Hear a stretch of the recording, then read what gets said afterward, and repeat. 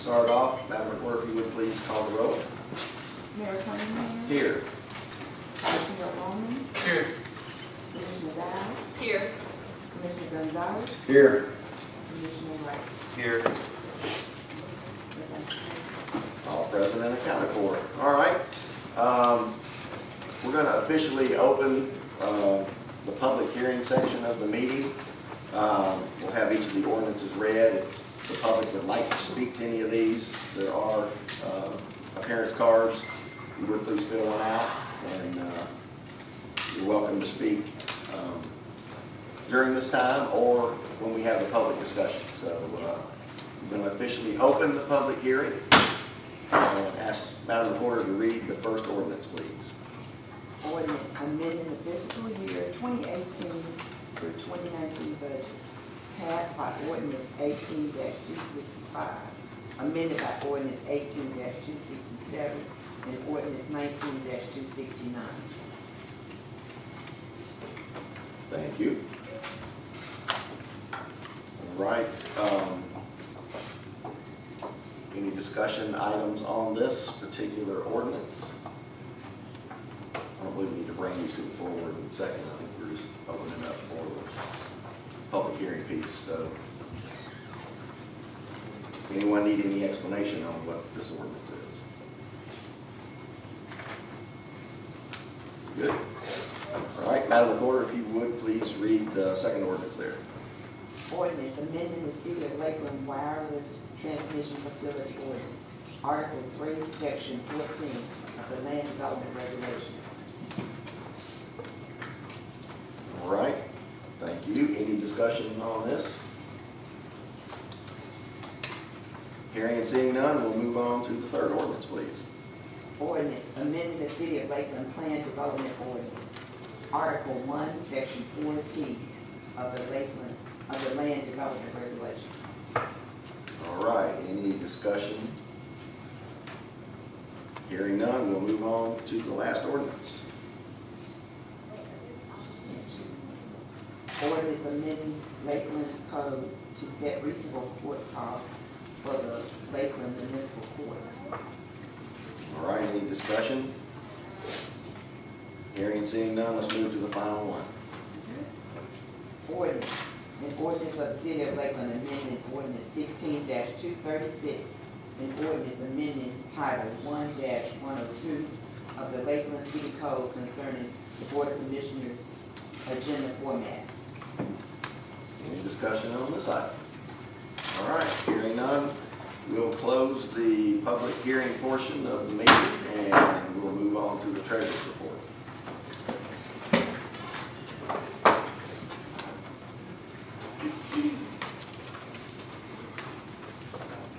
All right, good evening, everybody. I'll be brief. Thank you. Good evening, everybody. I'll be brief. To the extent you guys want me to explain anything in the treasurer's report, I'll be happy to. But this month there was just one transfer, technically two transfers, but they were both for the same thing. A vehicle that was repaired in the code enforcement department. So we just transferred some monies between the two line items of code enforcement. In regards to the actual funds associated with the city, the general fund has approximately $9.1 million in cash, and the fund balance as of, what month is this, March, April? April 30th, May, thank you, one of those. I think the fund balance as of April 30th is projected to be $9.2 million.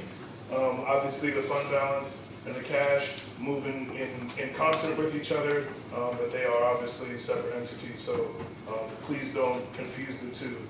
It looks like sales tax has increased compared to last year in terms of collections to date for this fiscal year. Property taxes increased only modestly, but sales tax increased, I think it was $100,000 if I remember correctly. So that's a good sign for our community. That means that there is some advanced sales going on, most likely from development. So that's a good sign for us. The other two funds, or excuse me, the other five funds, I will spare you the details, but they're in your packets if you'd like me to go through them. But there is two funds that we would have to make budget adjustments for, which I'll speak on later, and those two funds are the State Street Aid Fund and the Debt Service Fund. We expect interest expense in the Debt Service Fund to be higher because of higher interest rates, and so we're going to make an event to take care of that. And then State Street Aid had higher than expected wages, and so we're going to make a budget adjustment to take care of that. Other than that, all the funds are now with the appropriate fund balance. If you remember last month, I talked about how some of the funds didn't have the appropriate fund balance because of the timing mechanism, when expenditures went out versus when revenues were received. So this month that's been reversed. I don't expect there to be anything strange to happen within the next 2 months while we close out the fiscal year. And so other than that, we seem to be in good shape. Are there any specific questions as it relates to the Treasurer's report, specific line items, or? Just a quick question. Yes, sir. What specific interest rates went up? So the two loans that we have interest expense that are increasing are the TMBF loans, the Tennessee Municipal Bond Fund loans. There's one, and both of them are related to road improvements, and they are variable rate interest loans. So essentially that means that they have some index, most likely LIBOR, which is or SIFMA, it could be. These are tax exempt, so it's most likely SIFMA. These are indexes that are available via Bloomberg or whatever financial portal you're using that are market standard, and so they'll go in and they'll say your rate may be SIFMA plus whatever their spread is to make them whole. And as SIFMA fluctuates, our interest expense would also fluctuate. And so SIFMA, since interest rates in the market have been increasing, SIFMA is increasing, and because of that, they pass that expense onto us via their interest rate, which they accrue monthly. Is part of that the middle school also, interest rate went up on that bond? No, sir. So the middle school, the 2015 capital outlay note was a fixed rate note, which means that that note is fixed. It will never increase or decrease. It will be constant for the life of the note. Okay. Kyle, while we're talking about it, what is that interest rate that they set for the next 12 months? I'm sorry. What is the interest rate they set for the next 12 months on those two loans? So they renew the interest essentially every month. So they'll look at SIFMA on a certain day. Normally it's like the 15th or 17th or whatever day you happen to have in your documents. They'll look at SIFMA on that day and say, okay, SIFMA on the day of record is, say, 2.57%. Our spread is 0.3%, so you owe us 2.87% worth of your, 2.87 of your balance is the interest rate that you owe them. So there's no way necessarily to estimate what that interest rate is going to be in the future, but we have increased the budgeted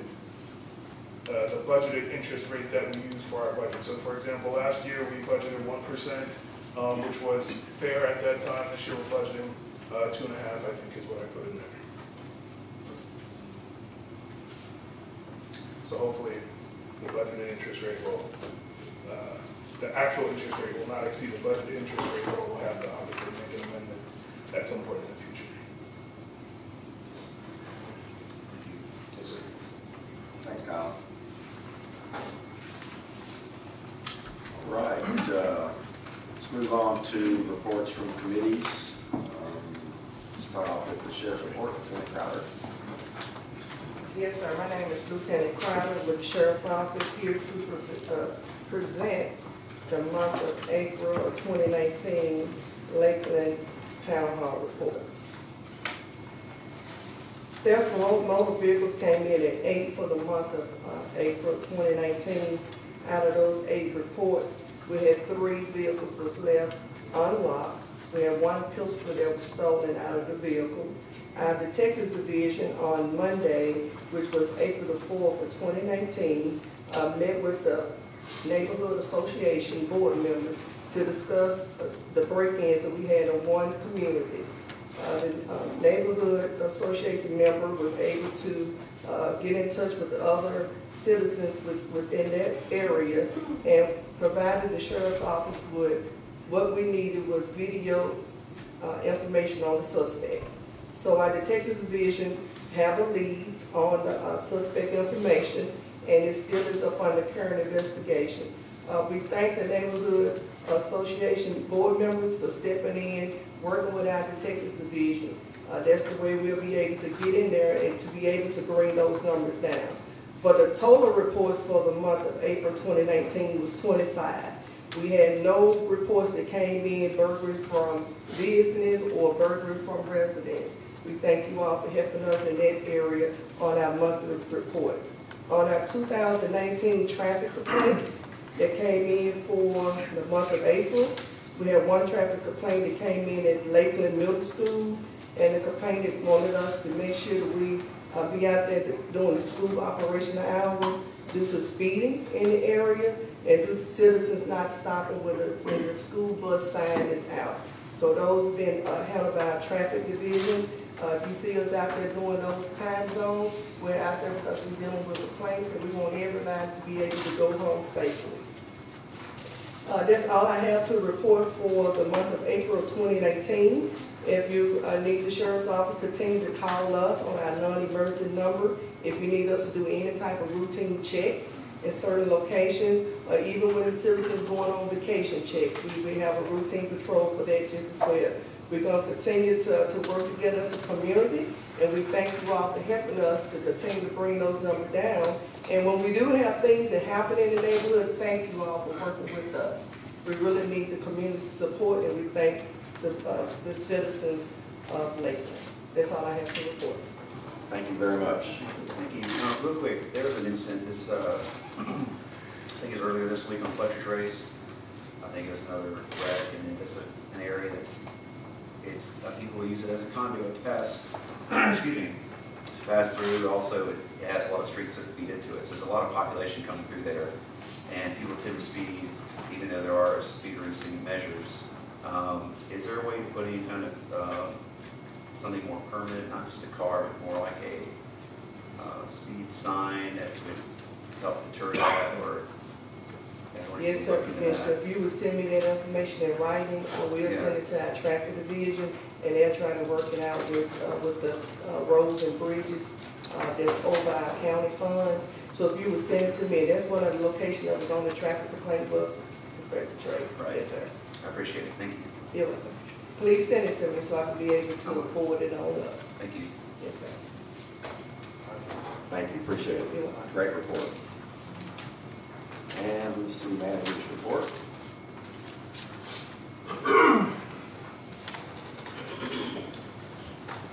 Good evening, Commissioners. A few things I'd like to kind of highlight for you, things that have occurred recently or things on the horizon that I would like to bring to your attention.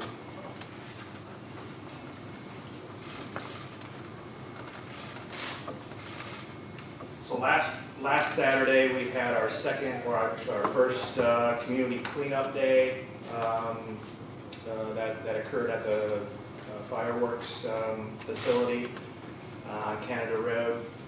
So I wanted to share with you the numbers that we collected during that cleanup day. So as you can see from the chart, our numbers continue to, at least that they have gone up the last over the last year as far as the trash and yard waste, e-waste.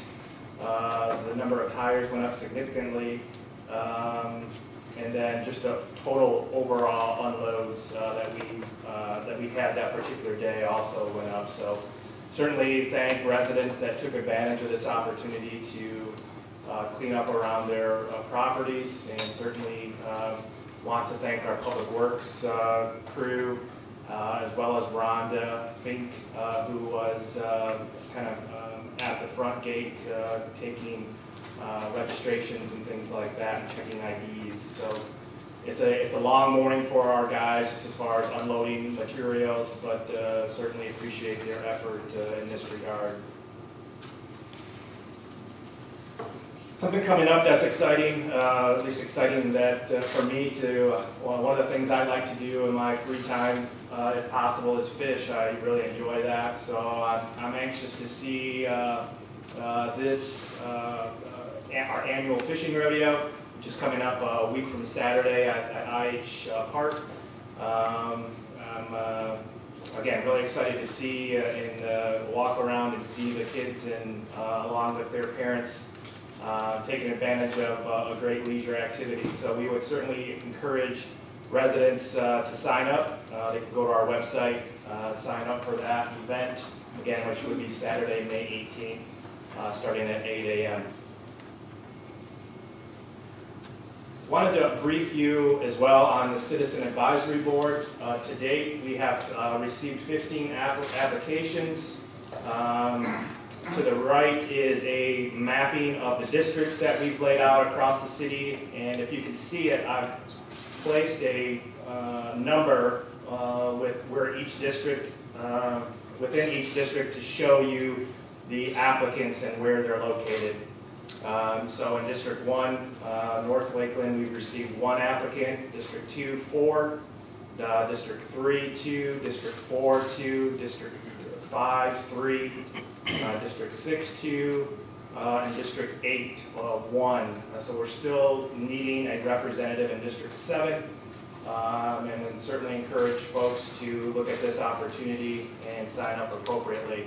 So I've kind of put forth a proposed schedule. Obviously, this is to be determined based on your input, but I would propose to have at our next work session an invitation to these applicants for a quick Q&A session, followed up by the June 13th BOC regular meeting where we will place these folks on this particular board. So you can let me know if that is not what you desire, and we will adjust accordingly.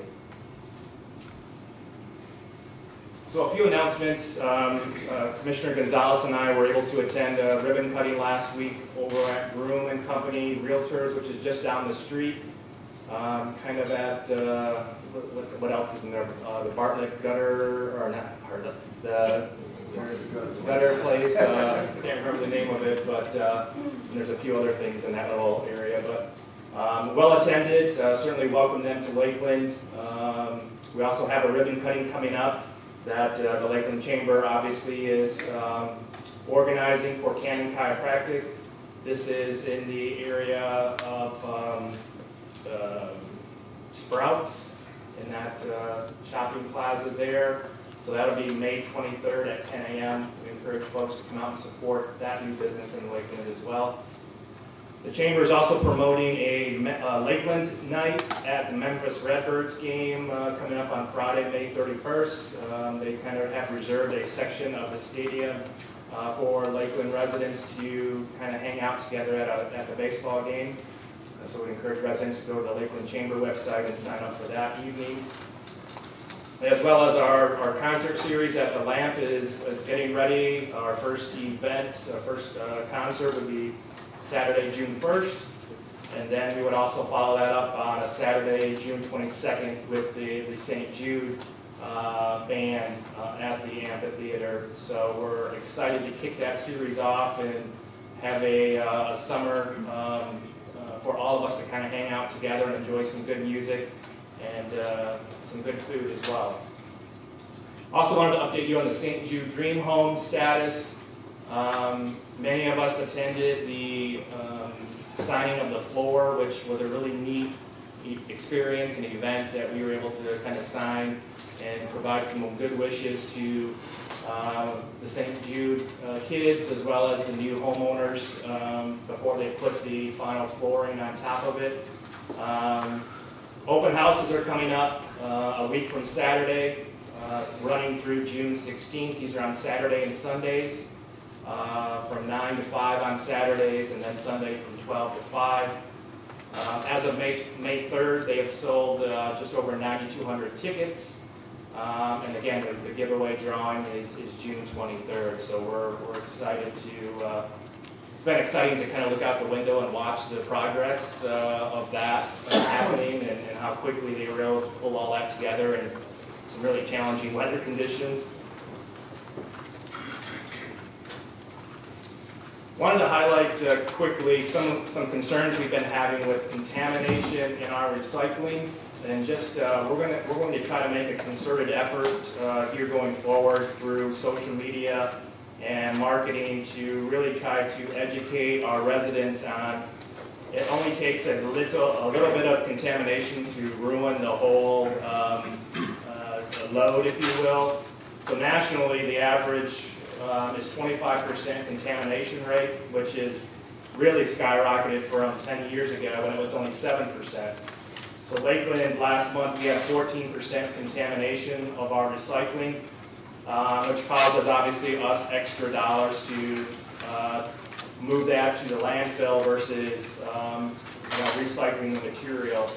So Emily and I are looking into ways that we can try to educate our residents more effectively as far as these are the items that we do accept, these are the items that are not acceptable, and we are going to do some spot checking. We know certain areas that we're having issues with. So we will start going around, flipping up containers and making sure that folks are putting the right materials in the containers, and if they're not, we'll have a door hanger that just provides them a little bit of nudge, if you will, that we don't accept, whether it's oil or paint cans or foam or pesticides or a lot of them are the paper bags or the plastic bags that you get at Kroger, which we just cannot accept because they just tear up or tie up the machines, if you will.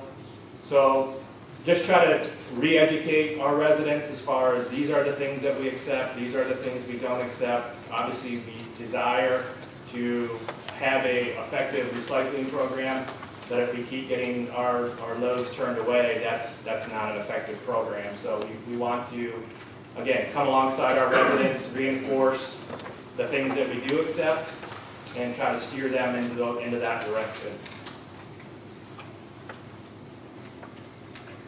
Also, just wanted to highlight, this is very early in the process, but I did have my first meeting with the Census 2020 folks. So we all know the importance of having a accurate count and what that means to not only the city of Lakeland, but to other communities across the country as well. So we want to make sure every resident gets counted appropriately. So next work session in June, the representative for Shelby County that's responsible for the census in Shelby County will come and present to you and be available for questions. The first thing we need to do as a community essentially is to create a complete count committee. And we'll talk a little bit more about that next month. But essentially we need people around the table to brainstorm and come up with ideas on how we make sure that this is in the front of everyone's mind as we move along. Obviously, again, we're early, but we're going to keep reinforce this at our public events such as the Land Concert Series. We'll have a table set up that will have promotional materials set up for the census to get people, keep that in front of people's minds as far as this is coming up. So they consider April 1st of 2020 kind of the census day, if you will. And but as we get into 2020, this will become more and more prominent in our discussions and our promotional materials and our social media platforms as well, because of the importance of that per capita, making sure that, again, that every resident is counted appropriately. That's all I had. Just one more thing I wanted while I'm up here. Number 5 on your agenda is kind of the first reading of our budget. So just from a housekeeping standpoint, Dr. Horrell is going to come up at that point and give you an overview of the school budget. Obviously, we paired the school budget together with the city's budget. So he's going to give you an overview of the school's budget, and then Kyle will come up as well to run through a few items to highlight in the city's overall budget. I just want to take this time to really thank staff. They put a lot of time and effort into this. This process starts for us in January, and this is in the front of everything that we do. And obviously, it doesn't stop just because the budget is adopted. Whenever that happens, budgets are constantly in front of us. We obviously live by a budget just like we do at home. We do the same thing here, so we're always considering and concerned about the budget. So I just want to thank staff, especially Kyle, for the amount of effort that he's put into this as well. This is my first budget here with Lakeland. It's Kyle's first budget as well, and we've learned a lot. Obviously, I've been through this a number of times before, but every location is slightly different, and the idiosyncrasies are a little different. So it took us a while to kind of get on board and seeing how we've done this in the past. But I think going forward, we'll become a well-oiled machine going forward. So I'm looking forward to that. And again, certainly appreciate all the efforts of staff that have kind of poured themselves into this document, and as well as all of you for spending a lot of time with this. I thought our workshop was very well. Got a lot of good feedback, and obviously if there's anything in this process that we can improve on for you as our elected officials, please let us know. This is really your document. This is probably one of the most important things you'll do as a board is adopt this budget on an annual basis. So if there's opportunities for us to provide this or do anything more effectively for all of you or any of you, we're certainly interested in making this process very smooth and transparent, obviously, and certainly appreciate your input and all the time that you spent reviewing it as well.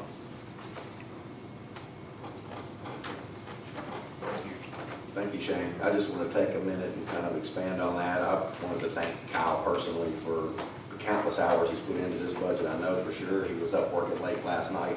Got an email from him at midnight, so I just want to tell him how much I appreciate what he does for us as a staff. So thank you, Kyle. All right, let's move on to commissioners' reports. We'll start. I got a quick one. So for item BEC, talked briefly about Lakeland Commons. I won't steal your thunder on that, so I'll also for we're trying to focus more on our marketing and where we've fallen short and where we have multiple sites and social media where it's kind of not focused, and that's one thing we're going to try to upgrade and improve upon, so we can get the word out there, whether it's developers or people that want to move here, or want to look, because as things are developing, Lakeland Commons, the Lake District, there's more things to draw people here commercially as well. So we're trying to focus on all the facets of what makes Lakeland great and trying to just give our marketing aspect of development an upgrade. So I think it's moving in the right direction there.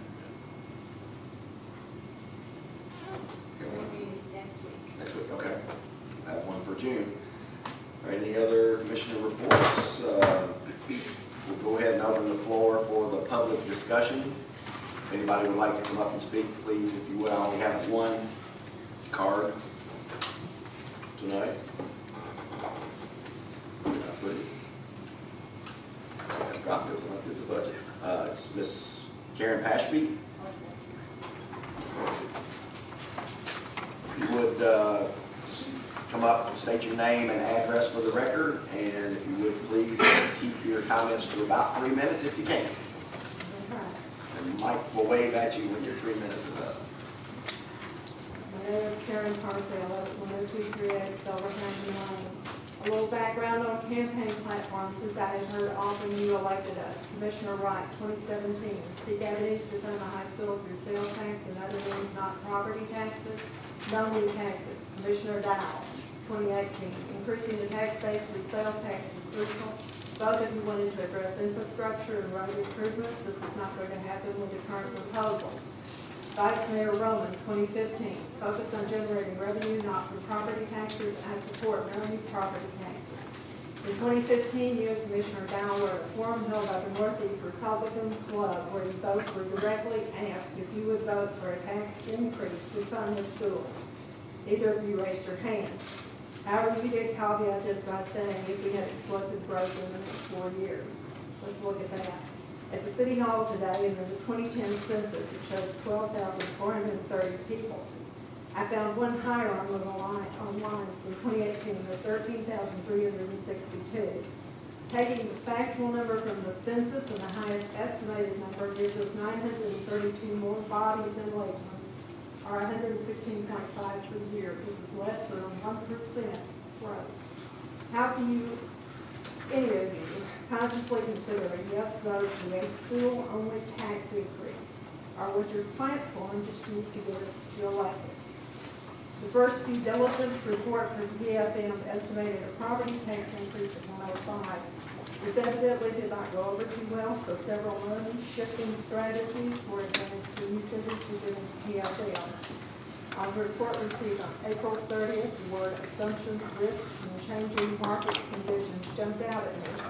As we Canada Road planning since 2009 on or off, what if the BOE suddenly had more expenditures and they need their money? What are the penalties for leaving college and high school? And what are unforeseen events are just that, they're unforeseen.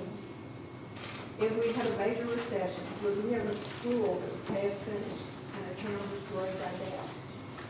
Finally, you want people and businesses to move here, you must consider infrastructure, amenities, and comparisons to nearby cities such as Collegeville, Wilmington, Barberton, and Arlington. If we increase our property tax rate to 58 cents, not even considering fire fees, we are directly comparing ourselves to Collegeville and Barberton. Both of these cities have their own fire department, police department, library, animal shelter, and a completed school system. You must give prospective residents and businesses more than a rolling terrain and a completed school system for them to move here. You must give them a sustainable government at an appropriate expense. I am asking you to reconsider the type of funding to come and apply a form of funding that we would be able to maintain for our city without a 46% tax increase and then service cuts that you have proposed to our citizens.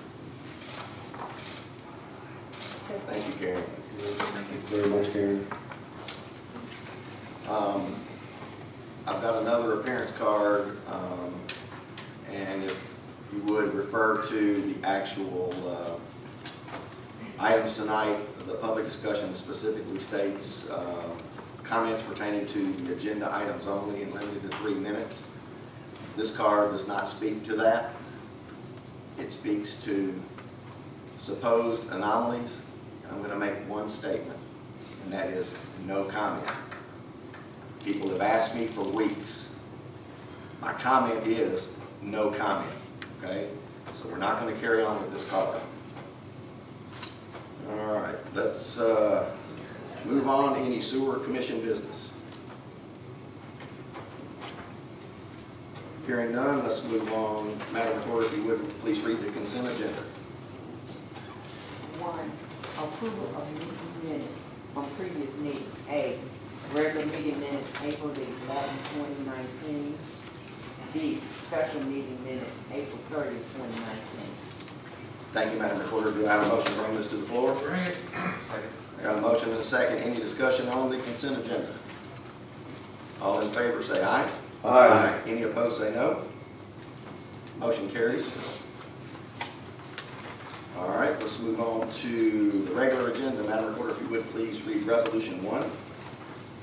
Resolution authorizing the mayor to execute a project development contract with Lakeland Town Center, LLC, for a planned mixed-use development to be known as Lakeland Commons Phase 1. Thank you, Madam Recorder. Do I have a motion to bring this to the floor? And we'll speak to it in a second. So moved. Second? Second. All right. Emily, discussion. All yours. Lakeland Commons mixed-use development is a 40-acre development at Highway 70 and Seatick Road. It's been in the works for a while. Back in September of 2011, both the Planning Commission and Board of Commissioners approved a preliminary development plan as part of the lawsuit settlement. And then again in March of 15, both commissions amended the plan to what it is today. So the developer is ready to move forward. I have reviewed construction plans. There's just a few minor things that they're working on, so they are ready for their development contract. This is phase 1, so this would cover area D, A1A, and then the improvements, the road improvements, the north-south collector and the east-west collector. There's also some improvements on Highway 70. So the development contract is really just to get the infrastructure in and the roads in. And then once those are in, we'll record the final plat that will establish the lots. So Corey Brady is here. He's a representative of the developer. I believe he has some slides to kind of give a feel of how this development is going to look as it gets built. Thank you. Thanks, Corey. Mayor, Commissioners, good to see you all again. My name is Corey Brady. My address for the record is 975 Fair Oaks Drive, that's Pikeville, Tennessee. I have prepared a very basic spreadsheet, real slideshow tonight, just to kind of walk you through where we started, where we are, and where we're going. You guys are approving a development contract tonight, so this is for facilitating construction of the roads and certain infrastructure, as Emily had stated. So while I am going to show some slides of the architecture and where we're going, I'm going to speak to kind of where we are, we're going, and how we're going to get to the architecture, if you don't mind. So just casually, this is the approved plan that was amended back in March 2015. The original plan was approved sometime in the 2000s, and preliminary development plan approved, I believe, in 2011. And then we came back in fall, winter of 2014 with this amendment that again was approved in 2015. Go to the next slide. Moving forward, you'll see the similarities between the two. This is the current engineered site plan that is being reviewed. This actually takes in and makes some modifications from the original plan submitted in response to Emily's comments that she made for things that she asked us to address. So moving forward, you're going to see some discrepancies in the illustrations as we go, because those illustrations were prepared before the civil engineer got me the latest plan. So anyway, this is the current plan that shows the distribution of buildings. If you go back one, just to refresh everybody, you can see the similarities. Obviously, it's a refinement, but the puzzle pieces are all in the same places. It's all the same processes. It's all the same setup. So if we'll go forward one more. So this is what I'm calling phase 1 construction, and this is what is being reviewed today. The gray, of course, represents the road work and the infrastructure being done with this development contract and this current set of engineering plans.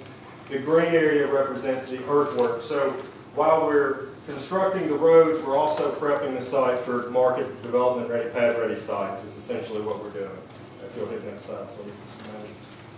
This is what I'm calling phase 2 construction, and this is the vertical. This is where the buildings come in. So essentially, as I said previously, we'll have pad ready sites for us to as a result of this development contract, and then we'll come in with the vertical, which are the buildings. Again, you'll see this is a little bit different scenario, different ratio of units and connectivity, but overall it's basically the same plan, same number of units, same basically everything. It's just a minor reconfiguration to address in those comments. If you'll hit the next slide for me, sir. This is kind of the full build out layers of it. The orange represents the future phases, if you will. And I even have the outlots along Highway 70 listed as future phases, because as each one of those phases comes in, they'll file their own packages to be largely compliant with the PD documents. It kind of streamlines the process, and it's more familiar with development world and just how it works. Now, architecturally, this kind of explains where we started, where we are, what we're doing tonight, but I know it's interesting, everybody's interested in what the architecture is going to look like. Where we are in the design development phase right now, and Wesley Woodridge from the Renaissance Group's here, he's a civil engineer on this project, but he could also speak for the Renaissance Group, who's the architect of record on this project. They are actively working on the vertical sections for the building. So I have some illustrations, some basic elevations that we can go to that tie us back to what we originally showed. This was the original architectural intent, not all of them, but a sampling of some of the items we showed. We don't need to go through the whole deal. It basically conveyed our message of what architecture wanted to be in this mixed-use road center. Next slide, please. This was another illustration. Again, the configuration of Area D is largely the same. Some schematic illustrations that conveyed to you guys in the previous board what this would look like. Next slide, please.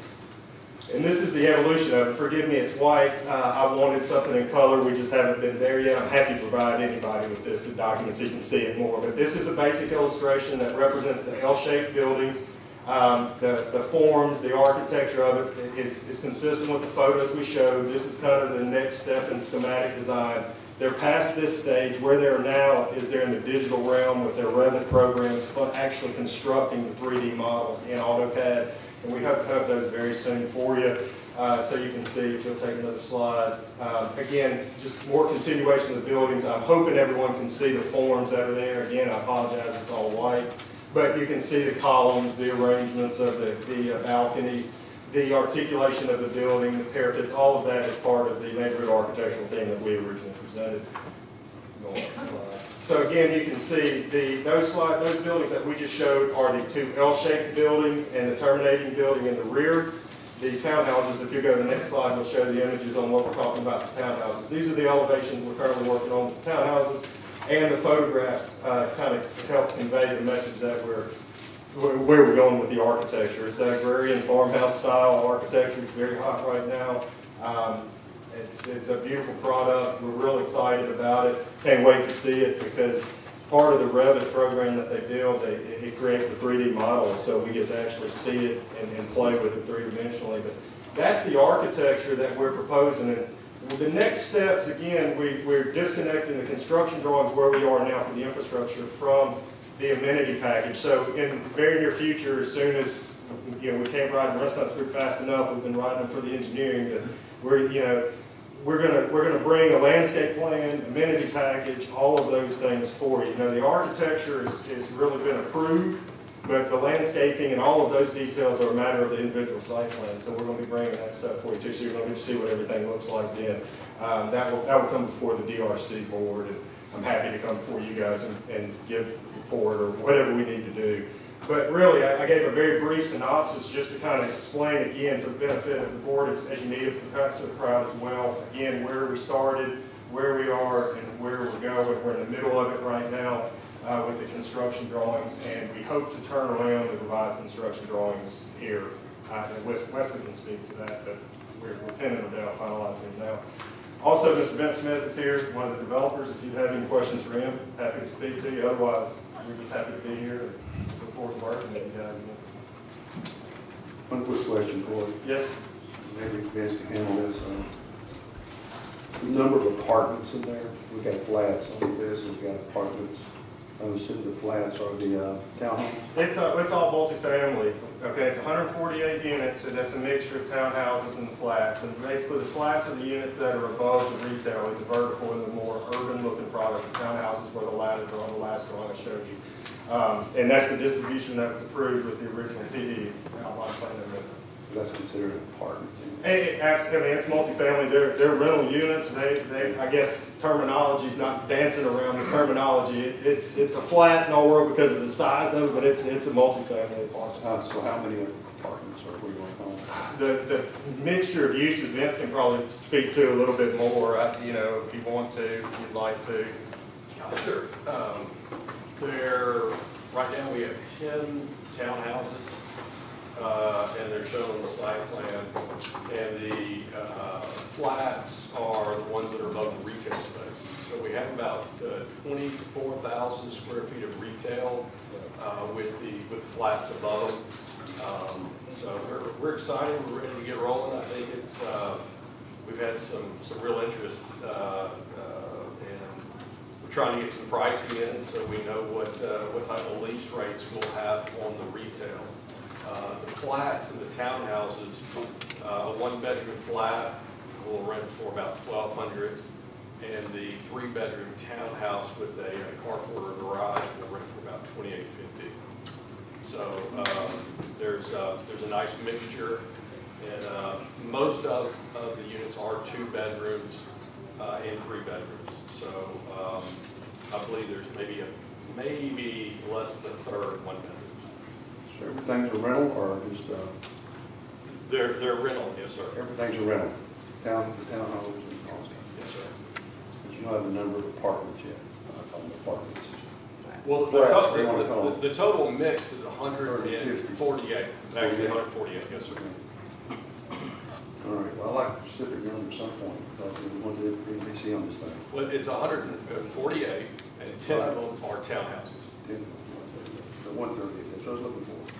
Yes, The reason sir. I'm asking that for is, down the road, we've got 566 apartments coming. Yeah. And as a citizen, I think we were all concerned about that many apartments in Lakeland. Okay. Yeah, just to address that, I hope we vetted this, we went down this pattern when we got the original approvals. We did very thorough about the apartment complex aspect of it all, and obviously we're set apart different than what they were doing with the mixed use center. We have actual retail, trying to create a lifestyle, trying to create some density and diversity. I mean, that's why we're looking at $1.50 plus rents per square footage. I mean, these aren't low-income housing apartments. This is a lifestyle type product. Yes, sir, we vetted fully with that. Thank you. Any other questions at all? I just want to say I appreciate it, I like the renderings, where the direction they're going. Farmhouse style is really hot right now, and I think it's something that would be timeless. I think it would look dated later on. That's our goal. Yeah, it's something that I always look forward to aesthetically. It's something that would carry over for decades. The flats do not concern me so much because mixed use is something that's very hot and that is sustainable. It works well with density. It helps commercial as well. And it's something with those price points, it acts as a kind of filter, so to speak, so that you wouldn't have the same kind of problems as maybe standalone apartments that you may have across 64 that have other issues. So just want to keep that in mind. The price point does make a big difference. Yeah. It does, but then on the other hand, the price point of someone won't pay that, that's a house note. So I'm just curious, how they plan on making that work. We'll see, But the biggest thing is, that's a house note. Yeah, I don't, not to get off on the tangent, we can certainly discuss it, we'll continue to discuss it, but these rents are sustainable. We're seeing it in all markets, from downtown Memphis all the way through Arlington with the rental on the multifamily units. It's a lifestyle choice for a lot of people, not only young professionals, but empty nesters as well. And again, to your point, Commissioner Wright, timeless architecture is what sets you apart from the old traditional apartments, and that's the real tough job, is getting the proportions and everything right. Good looking architecture that be proud of, not today, but 50 years down the road. Thank you, guys. Appreciate it. Thank you so much, Corey. All right, any further discussion? Madam Recorder, if you would please call the roll on resolution 1. Vice Chair Bowman? Yes. Commissioner Dow? Yes. Commissioner Gonzalez? Yes. Commissioner Wright? Yes. Mayor Cunningham? Yes. 5 in favor, 0 against. Fantastic. Motion Point of passes. procedure, please. Sure. I'd like to make a motion to override the chair to allow the previous public discussion to speak on the grounds that we're having a broad financial discussion about the agenda.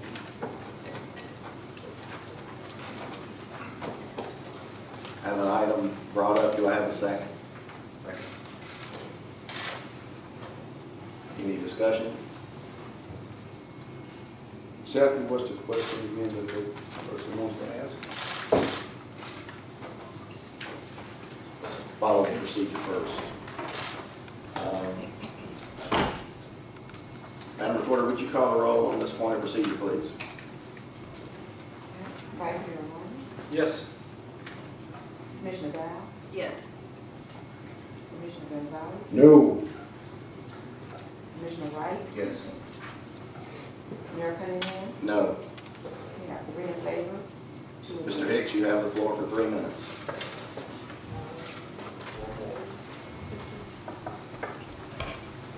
Evening, Mayor, Commissioners. Jeff Hicks, 10176 Oak Levy Drive. I'll keep my comments brief. Mayor Cunningham, Commissioner Gonzalez, during your campaigns, you accused the previous administrations of a lack of transparency. As a matter of fact, I believe there was an advertisement of some sort that accused previous administration of secret meetings at City Hall. Late in January, the two of you attended MTAS training, where you learned such things as municipal finance and Open Meetings Act information, also known as the Sunshine Law, not the Sunshine Rule, as you mentioned, or Sunshine Law. Less than a month later, Mayor, you and Commissioner Gonzalez presented a list of what you deemed financial anomalies to the comptroller. Okay, so, and we wouldn't have known about that. which makes that a secret meeting, actually. So, Commissioner Gonzalez, you were privy to what is on that list. And we know that because you told the Daily Memphian that, let's see here, that they cover the whole spectrum of things and characterize them as not terrible. I'm sorry, they confirmed that you attended the meeting and presented. Commercial Appeal quoted you saying they're not terrible. So if they weren't terrible, why did the two of you travel to Nashville to conduct a meeting with the comptroller? A secret meeting for which there was no notice, you didn't have a quorum, there were no minutes. So that falls in the category of a secret meeting. And months later, you still haven't shared with your fellow commissioners.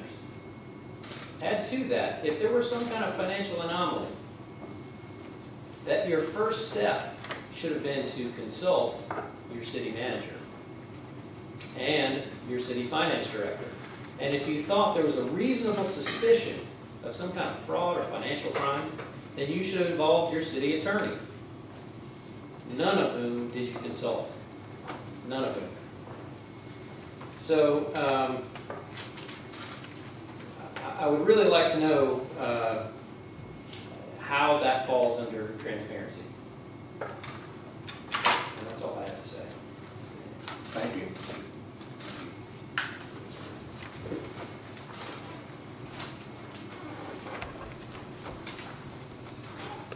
All right, Madam Recorder, if you would, please read Resolution 2.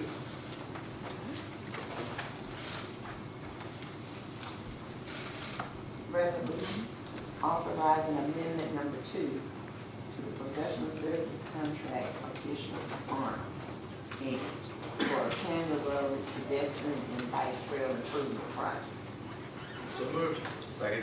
All right, Ms. Emily, if you would please present.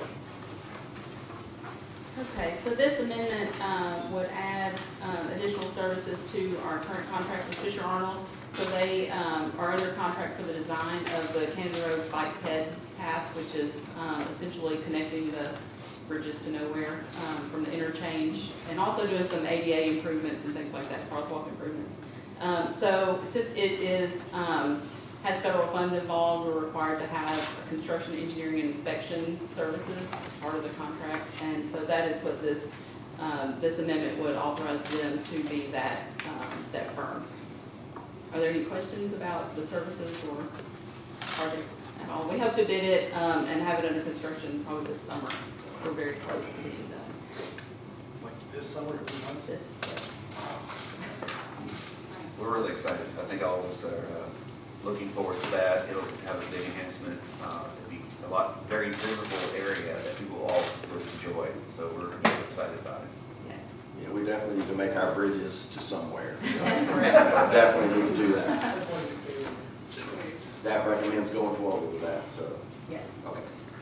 All right, Madam Recorder, if you would please, unless there's any further discussion. Sorry. All right, Madam Recorder, please call the roll. Vice Mayor Roman, Yes. Commissioner Brown, Yes. Commissioner Gonzalez, Yes. Commissioner Wright, Yes. Mayor Cunningham. Yes. 5 in favor, 0 against. Fantastic.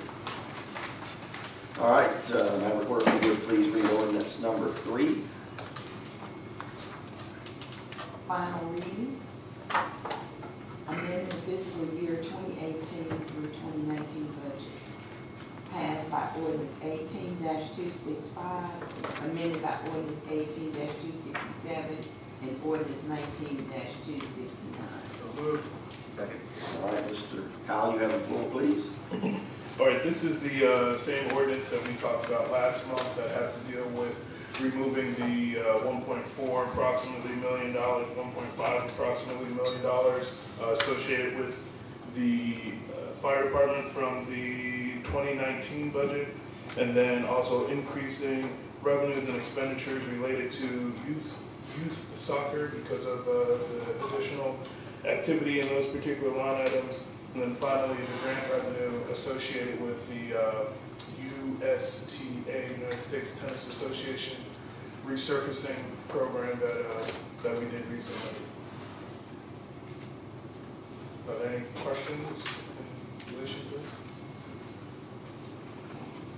Fantastic. Because I have Madam Clerk, if you would call the roll on number 3. Vice Mayor Bowman? Yes. Commissioner Dow? Yes.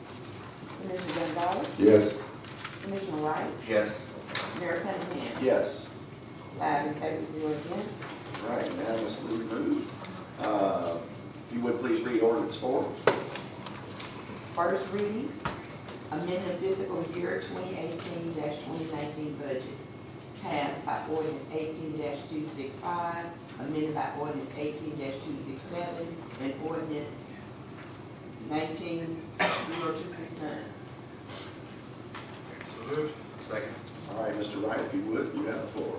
Okay, this budget amendment speaks to some of the comments that I made earlier in regards to, we have certain line items that have, oh, sorry. It's 4? This is 4, okay, that's the link. I thought this was 10.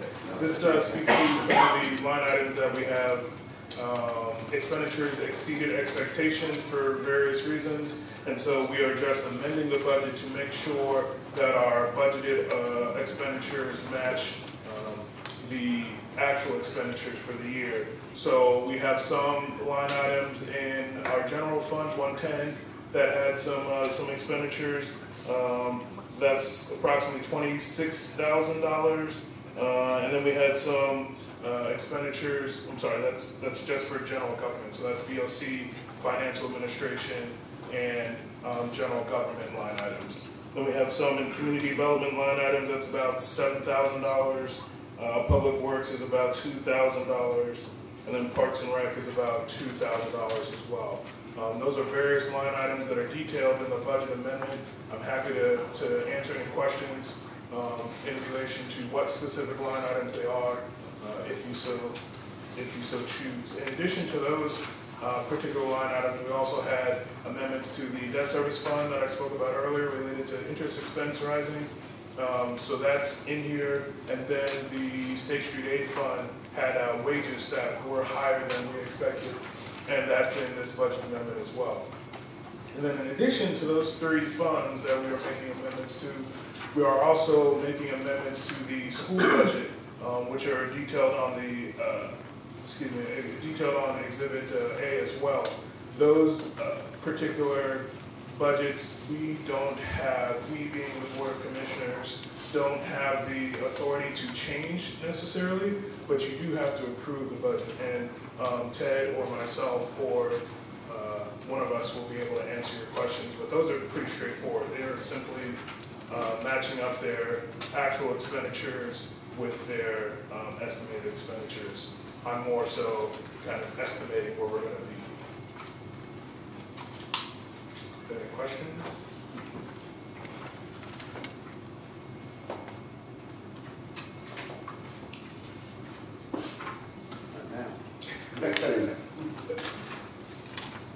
Anyone have any questions?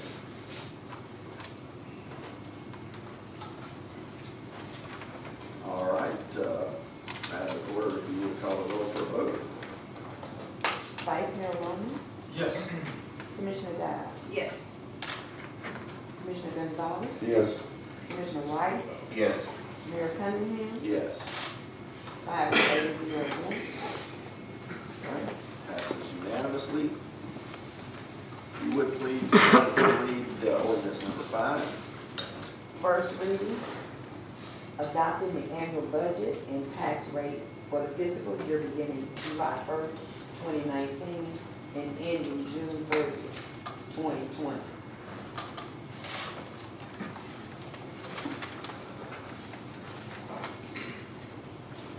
All right, Ted Hoare, Lakeland School System Superintendent. I appreciate the opportunity to present tonight as we wrap up what is the 5th school year in Lakeland School System history, which is pretty amazing, especially for the many of us that have been in the throes of this for so long. So this budget that has already been approved, just so everybody understands, by the Lakeland Board of Education. They've done the work of going through the budget kind of line by line in making those revisions, but since it is a part of your budget, as Kyle noted, we do every year present that to the Board of Commissioners.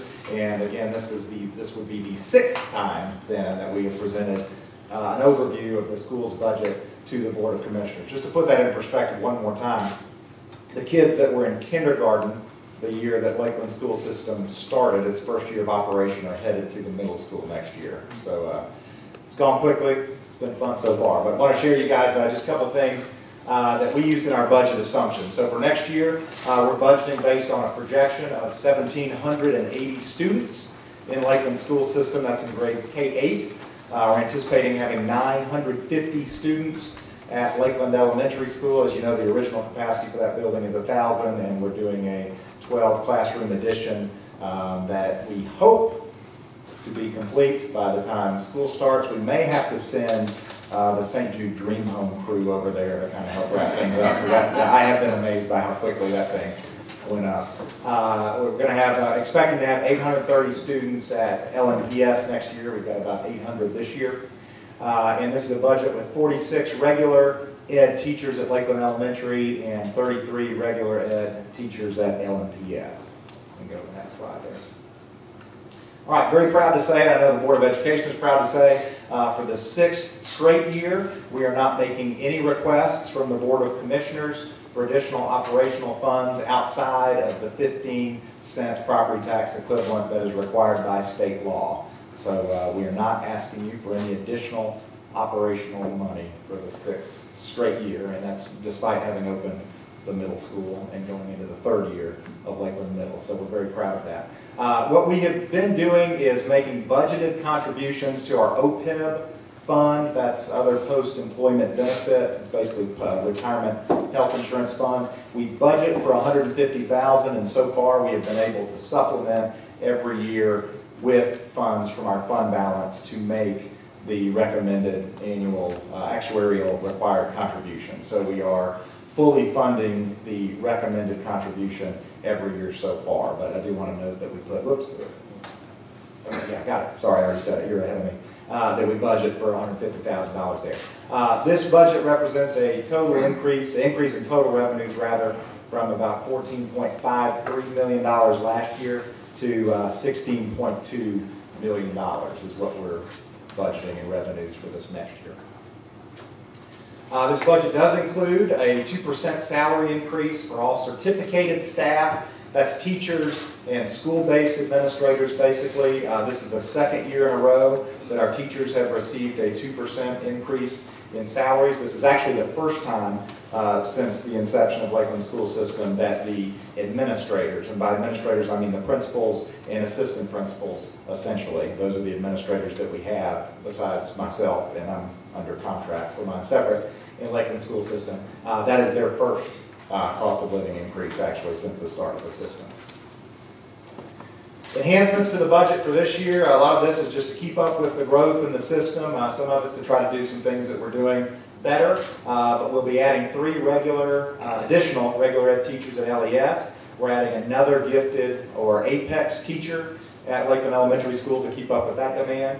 We're adding an additional special education teacher at LES. We're adding an additional preschool teacher at LES. So we will now have 3 classrooms that teach our special needs and some typical peers students that are under kindergarten age. So those are students between the ages of 3 and 5. I do want to note that the state gives us no money for those teachers. There is no money in the BEP, and we are expected and required by federal law to educate those students. So one of the many ways that school boards throughout the state have to make the dollars that we do get work, and yet we do it. And we're adding a guidance counselor at Lakeland Elementary School. It's going to 2 guidance counselors there, and then adding another regular ed assistant at Lakeland Elementary as well. At LNPS, we're in a better staffing situation there going into it, so we're adding a regular ed teacher, another ELL teacher, which is English language learners teacher. That's an area of high growth in our district. We're doing an awesome job in that area, and I think word is traveling, and folks are coming to be part of our system. And we're also adding a guidance counselor at LNPS. So again, we'll go from 1 to 2 there. We have added a new position that is a central office position. Again, it's not technically an administrator because we use teacher leaders basically on kind of expanded schedules with stipends to serve many of our traditional central office positions. Again, to make it work because we want to keep a lean central office. But we have created a special education facilitator position that will help Assistant Superintendent Angie DeLoso, who is over both special education and regular education. And again, that's an area that takes a lot to keep on top of. So we're really excited about adding some expertise there. We did make a couple of salary adjustments this year for the finance director and director of technology. Finance director is Jesse Rosales, who does an incredible job. Director of technology, Wanda Terrell, who just received her doctorate after working on that for quite some time, Dr. Terrell. And that was really just based on an internal comparability study of our positions of central office.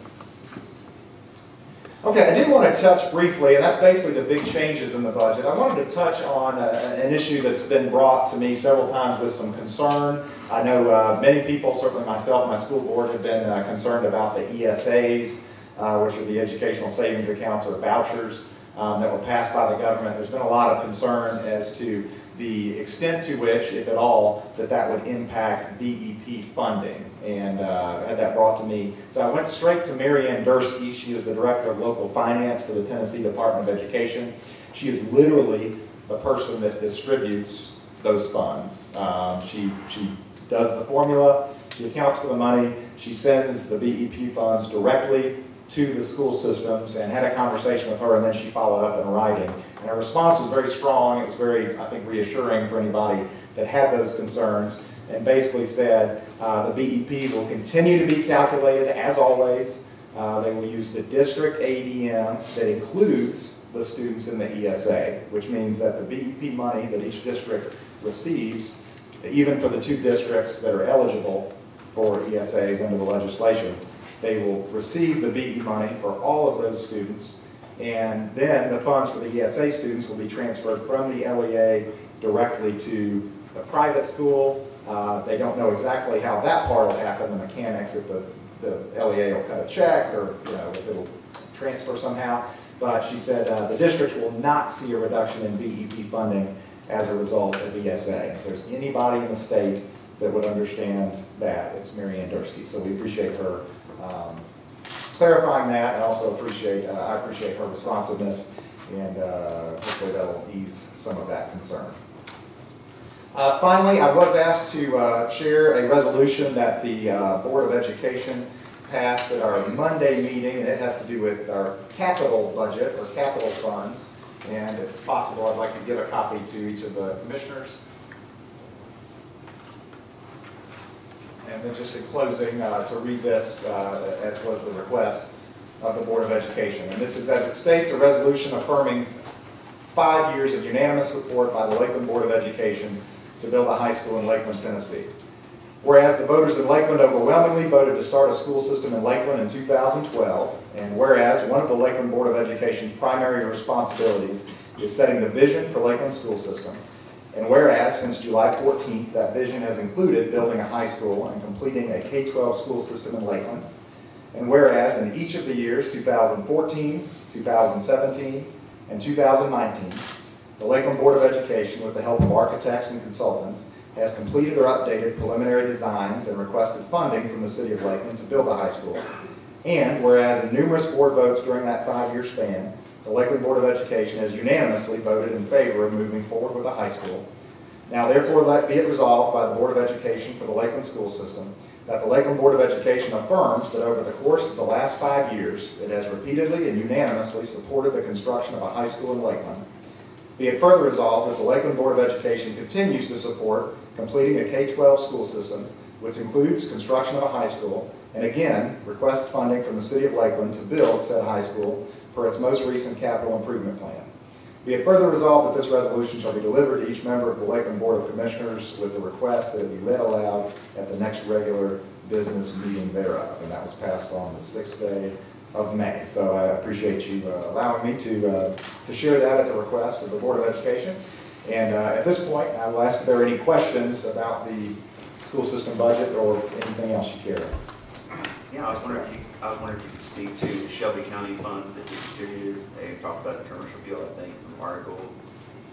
Yeah, so the way it's supposed to work is that for every dollar that's allocated by the Shelby County government to Shelby County schools, an amount that is determined by the ratio of total student attendance in the county is supposed to be distributed to the other 6 school systems. So every school system has a percentage assigned to it. So if Shelby County Schools gets an amount, we would get a per student amount that's an equivalent of that. The issue that has come up and is beginning to be discussed, because it is problematic for the municipalities, is that as that money is allocated by the Shelby County government, they do not distribute the money to the municipalities until and unless Shelby County Schools actually draws down that money. So we may get a budget that says, in this fiscal year, Lakeland school system is due $1.3 million. Well, if Shelby County Schools doesn't draw down that money, we don't get $1.3 million. We will get it at the same rate that they draw it down. So as they spend a little money, we get a little money. And then they spend a little more money, and we get a little more money. The challenge that creates, and that the article I think you're alluding to was about, is that it's very difficult to budget for money if you don't know when you're going to get it. We have a schedule for receiving trustee money from Shelby County government. We have a schedule for receiving the BEP money. We have a schedule by which we receive the 15-cent equivalent from the city of Lakeland.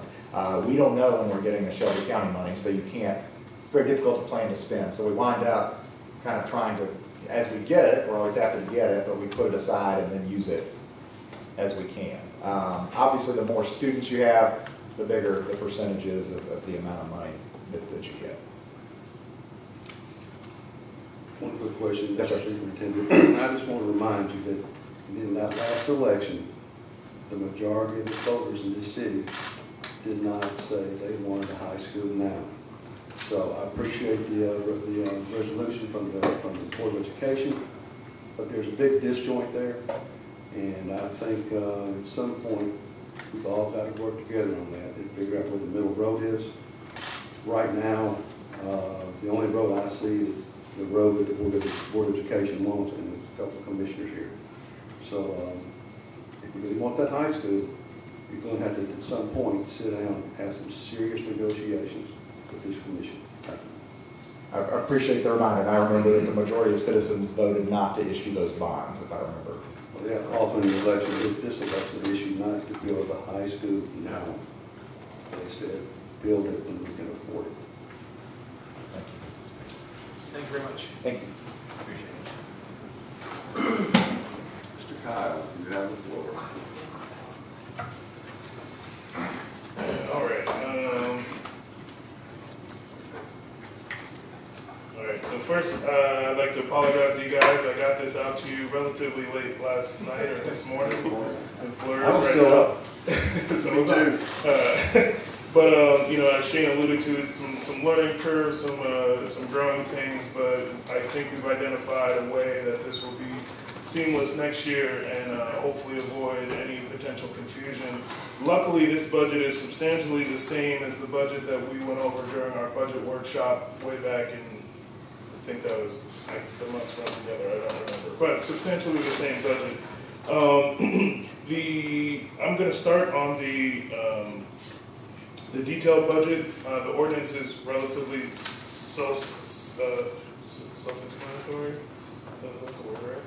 Relatively self-explanatory, so I'll start with the detailed budget and just kind of want to step through some of the charts in the front. So the first page just shows a summary, and it's important to note that these 3 or 4 pages of charts don't include any of the school information, because as a Superintendent Horrell indicated, we, being the Board of Commissioners, do not have authority to change the budget of the schools. So this is just information as it pertains to the city budget. But I have included the school budget as part of our overall budget, just not in these particular charts. So I'll start on this summary, and anybody who's interested, this information is available on the website, on the agenda, and we will try to make it a little more prominent on the website as well. So just looking at these charts, I wanted to point out a few groupings of line items that I thought we may be concerned about. There seems to be an increase in fiscal year 20 in the budgeted year upcoming for licenses and permits, and that kind of bodes well for development purposes. That means people are giving us money so that they can do various things that Emily and Forrest know way more about than I do.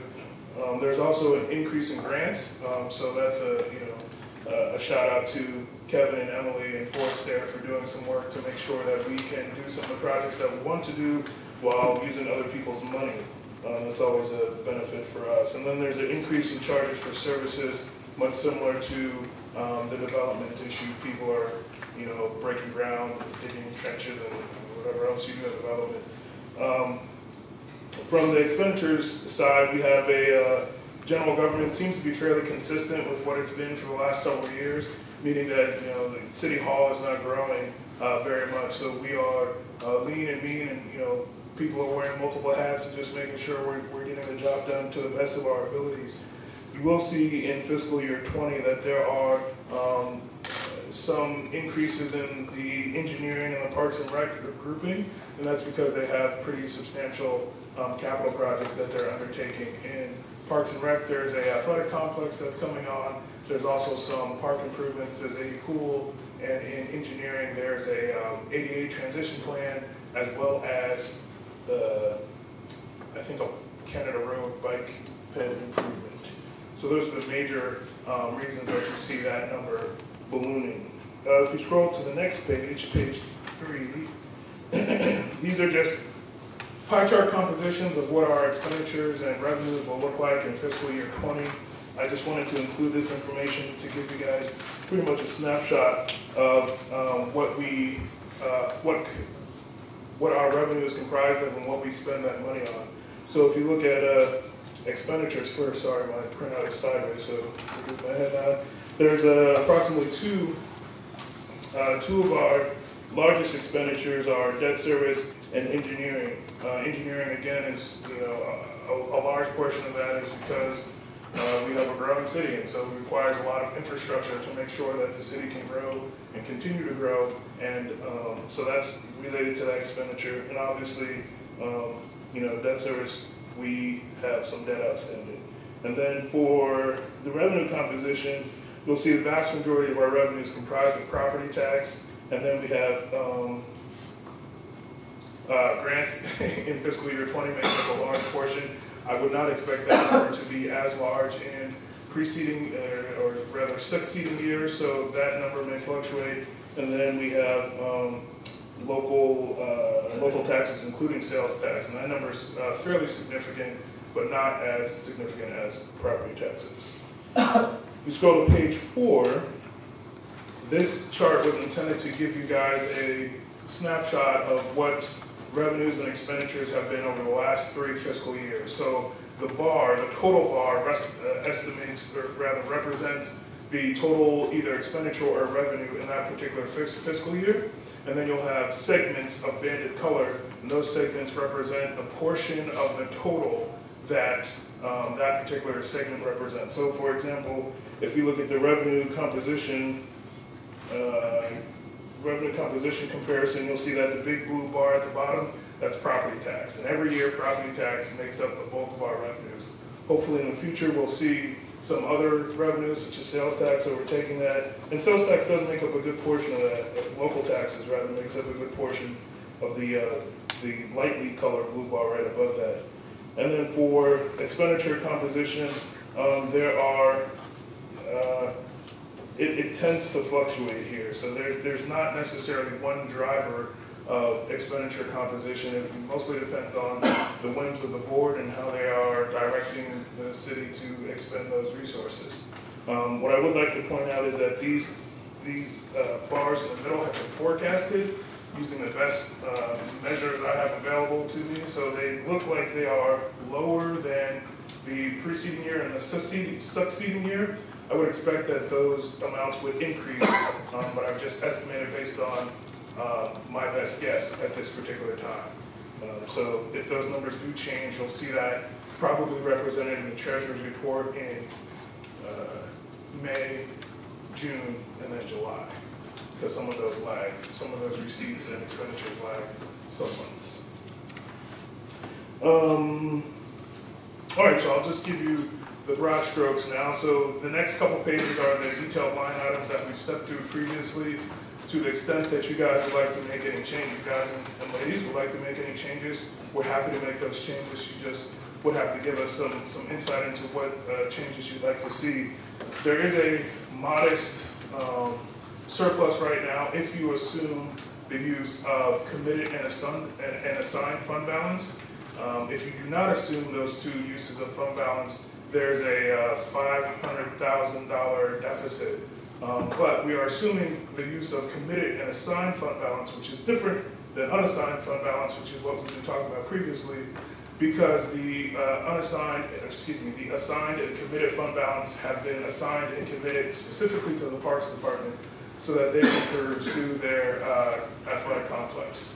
So that's why we are considering that as a use of funds for this particular budget, and why the budget becomes basically deficit neutral or revenue neutral, however you want to think about it.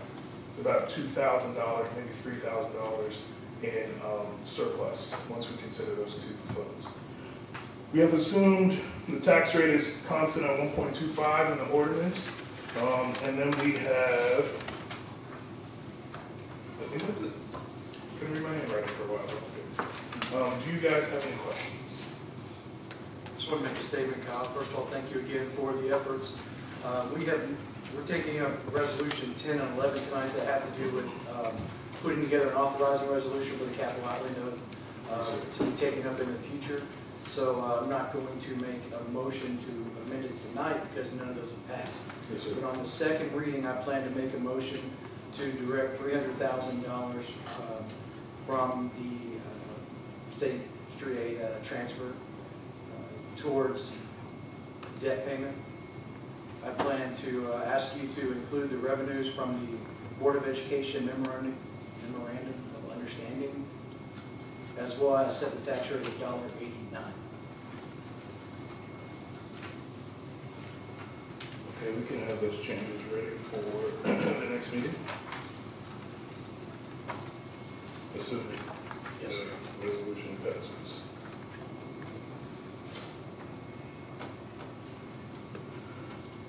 Okay. Does anybody else have any questions or comments, specific line items you'd like to change or modify?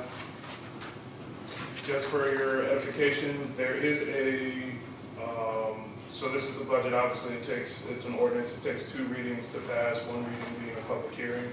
There is a requirement for a 10-day publication period prior to any additional meeting, so we would have to publish this in a newspaper circulation, I believe. I believe we have several contacts and we'll of course take care of that. But we would have to do that 10 days prior to the next meeting to make sure that everyone has a chance to understand and comprehend the budget before,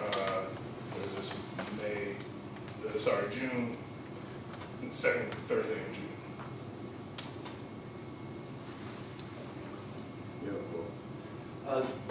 That being said, knowing that there's 10 days, I'm going to make a request for that second meeting for the second reading of the budget, as well as assuming there's an authorizing resolution for the capital outlay note to be Tuesday, May 21st, which would allow, I believe, 11 days.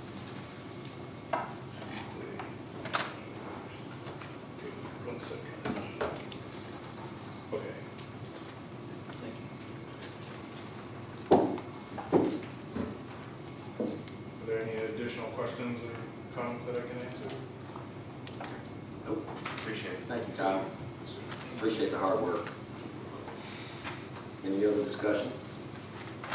Madam Clerk, if you would please call the roll on ordinance 5. Vice Mayor Roman, Yes. Commissioner Dow, Yes. Commissioner Gonzalez, No. Commissioner Wright, Yes. Mayor Cunningham, Abstain. 3 in favor, 1 no, and 1 abstention. All right, Madam Clerk, if you would please read ordinance number 6. Final reading, amending the City of Lakeland Wireless Transmission Facility Ordinance. Article 3, Section 14 of the Land Development Regulations. Motion to bring this to the floor. So moved. Second. All right, discussion, Mr. Forrest, you have the floor. Thank you, Mayor, Board. We discussed this at the work session last month, and there's been no change at the full hearing, and so this has been no changes since that time.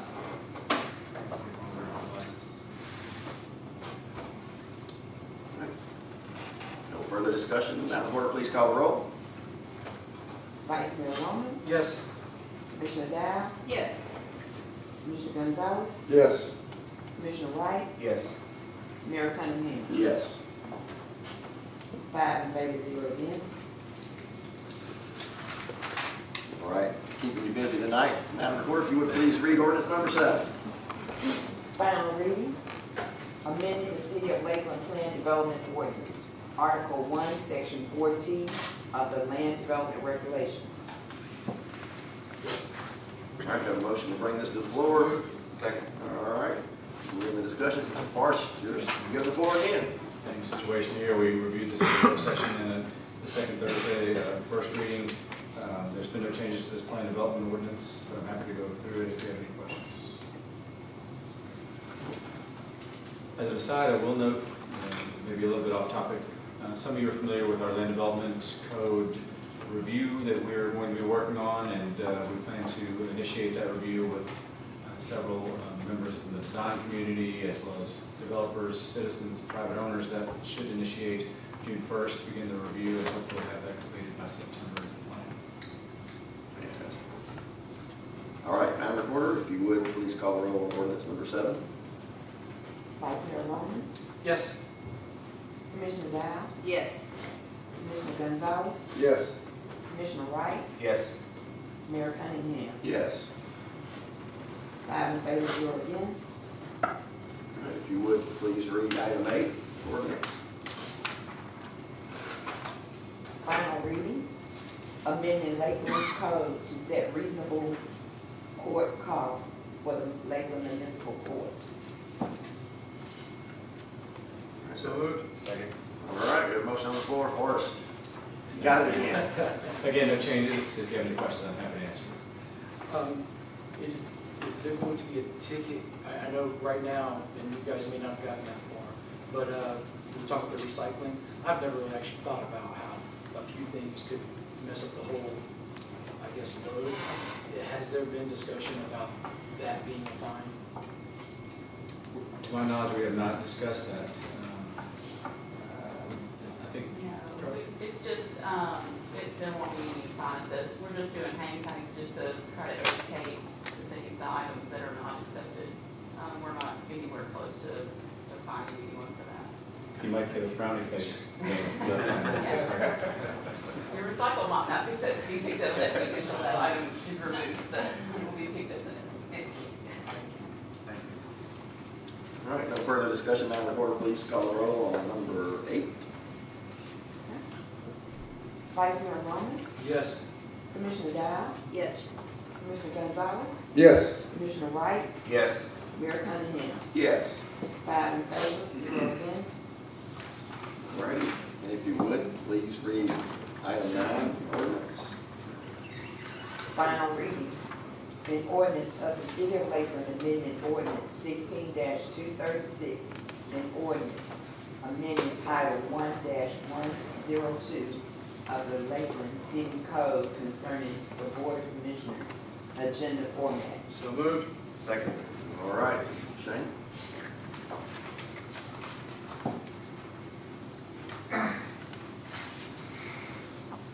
This amendment essentially just changes some verbiage on our existing agenda from a public discussion to comment, and that's the only change. Obviously, there's a lot of other things much more pressing that we have and you have to deal with, so this is the change that was proposed. I asked for additional feedback. Now is the time to kind of, if there's anything we want to change up from a order of business standpoint, kind of threw it out there to see if there were any other potential changes, thinking there might be others in addition to this, so I apologize, this is a pretty minor issue, but, All right, any other discussion? Madam Recorder, please, if you would call the roll. Vice Mayor Warren, Yes. Commissioner Dow, Yes. Commissioner Gonzalez, Abstain? Commissioner Wright, Yes. Mayor Cunningham, Abstain.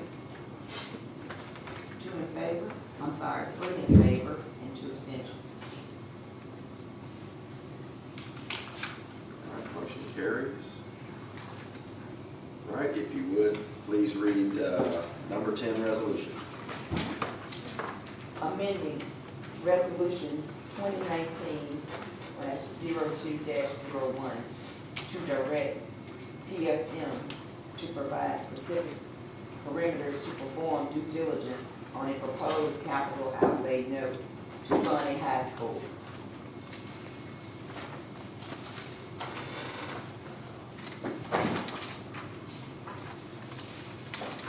All people here tonight. Mr. Mayor, Board of Commissioners, this is truly a. So moved. I'd like to. Second, okay, you have the floor, I'm sorry. This is Focus over a, there. this is a housekeeping matter. This is the resolution, or the body is the resolution that the Board of Commissioners passed on the March 20th special call meeting. The only thing that I've changed, or that has been changed, is you will look under number 5. It says simply to assume that no reserves are needed at this time for the New Canada Road project, and it deletes the provisions that were originally in that portion, directing the staff to withdraw funding applications. So we've already dealt with this in the minutes for that meeting. This is a resolution that just kind of cleans that up so that everyone's on the same page.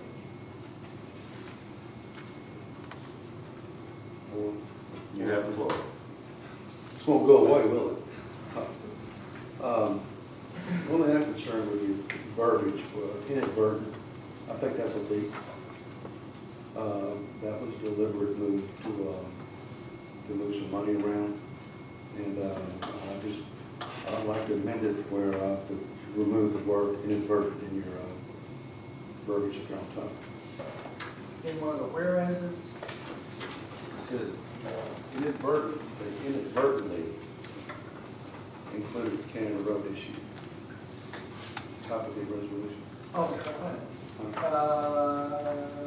The second whereas. second whereas. Yes.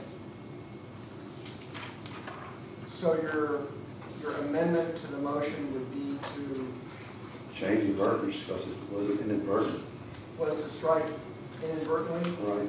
And use another term, whatever you want to call it, but it wasn't inadvertent. So that would be a amendment to the motion? Yes.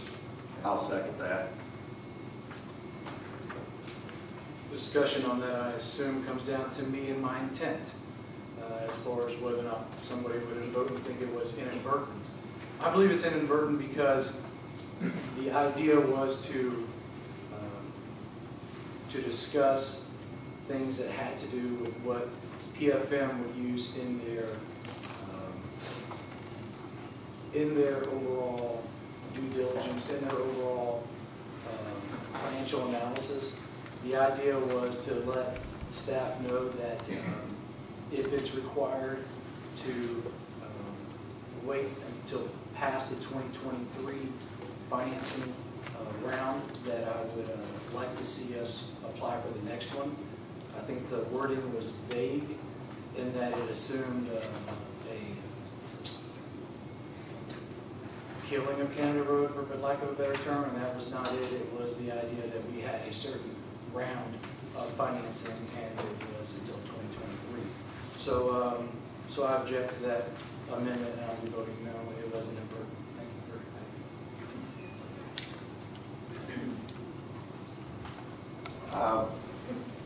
If you just read the statement and we struck the word inadvertently, it just says the Board of Commissioners approved an amendment which included direction of the staff.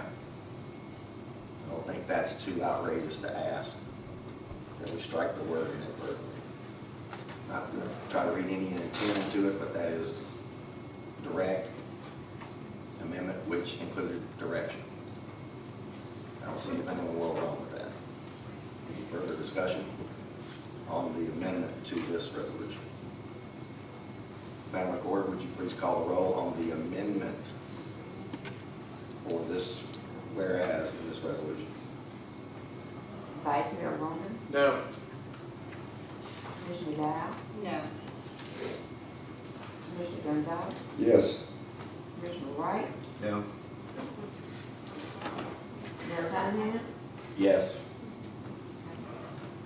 2 yes, 3 no's. All right, so let's move on. Any discussion on the resolution as it stands? Hearing none, Madam Recorder, if you would please call the roll on the resolution. Vice Mayor Roman, Yes. Commissioner Dow, Yes. Commissioner Gonzalez, No. Commissioner Wright, Yes. Mayor Cunningham, No.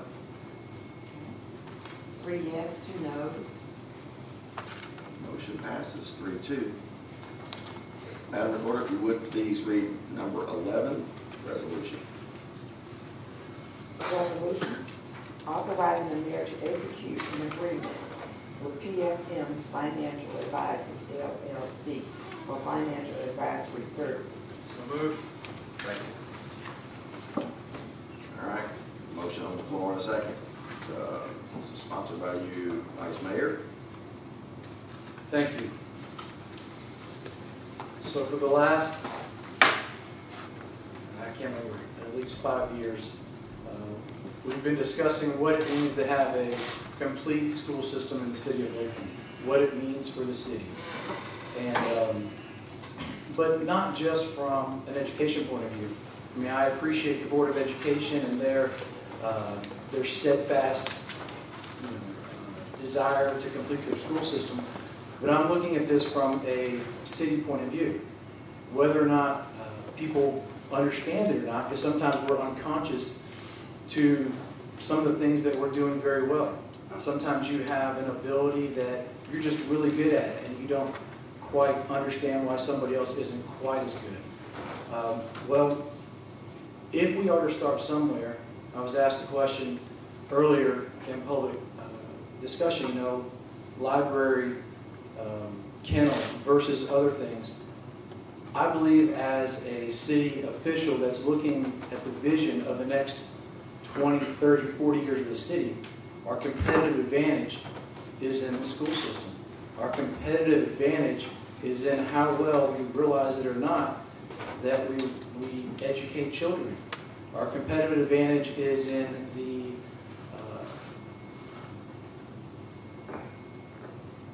involvement of the parents. This is a very, very unique place. And that's shown in that many people wouldn't realize, but we have the top school system in the state of Tennessee, and that's mainly at the anchor of Lakeland Elementary School. And as a city, as a vice mayor, as a commissioner, setting the coordinates for the next 20 years, I believe that if we build the city on the foundation of our greatest strength, we'll continue to grow, we'll continue to attract people, we'll continue to have that civic pride that continues to push us further and further. We've seen that already. We've seen investments in ourselves in the way of the land. We've seen investments in ourselves over $3 million over the last 4 years in repairing roadways. We've made up a lot of gap. But this resolution speaks to a conversation that was started in December. Everybody here ran on a pro school platform. They may have ran on different times of when to purchase build the high school, but everybody here has ran on a pro school platform. Everybody for the last 5 years that I can remember that's been elected has been elected on a pro school platform, obviously school board being included. So that being said, my very first point that I want to make is I believe that as a city official, this is a competitive advantage that I believe we need to invest in to continue this direction for the next 20 years. The second thing I would like to say is, since we brought up this conversation in the last 6 months, it's been 6 months that we've been having these meetings off and on, we brought up a 30-year option, a 40-year option, and a capital outlay note. I believe the capital outlay note is the best possible course of action because it's like putting your home on a 15-year loan. You pay the least amount of interest. It allows you to pay it off faster. You, as a growing city, will have more capital available quicker to do other things with. And so I brought forward the capital outlay note. After seeing the 30-year and the 40-year option, there has not been another option presented to this board. So after everyone's done their homework, there's my plan, or the plan for the capital outlay note is still the only plan brought forward. So I believe that it's because everyone believes that's in the best interest of our city.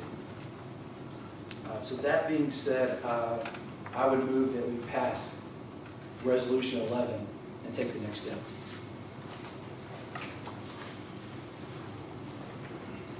I have the floor. You have the floor. Okay. My first question about this issue is this. Before we were elected as board, there was a 5-member majority up here that could have done this before we came up here. I often wonder why you didn't have the courage to do it then. Next thing, school board. Other than always wanting a high school now, you never came to the people and said, we want to spend $4 million of our reserves to make this high school work. Next thing I'm concerned about here,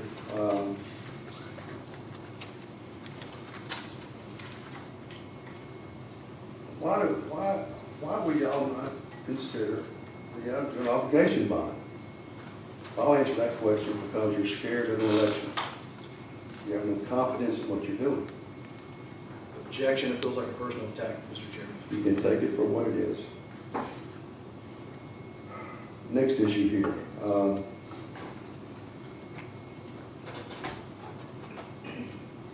It's amazing to me that 3 members of this board and the Board of Education continue to refuse to acknowledge what happened on election day.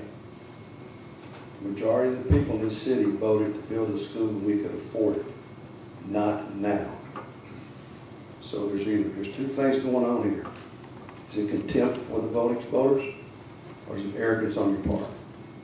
I think it's just arrogance, and it's contempt, and it's shameful. Next issue.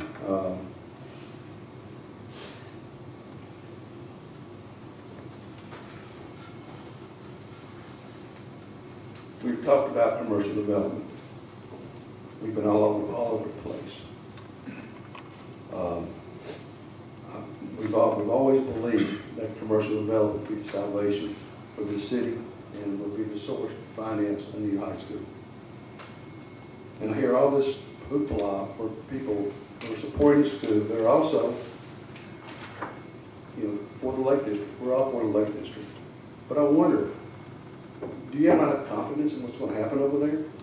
If you had confidence in what's going to happen over there, what's going to happen over at Lakeland Commons, you would know that if you wait longer, we'll have the financial ability to take on this high school and not raise taxes.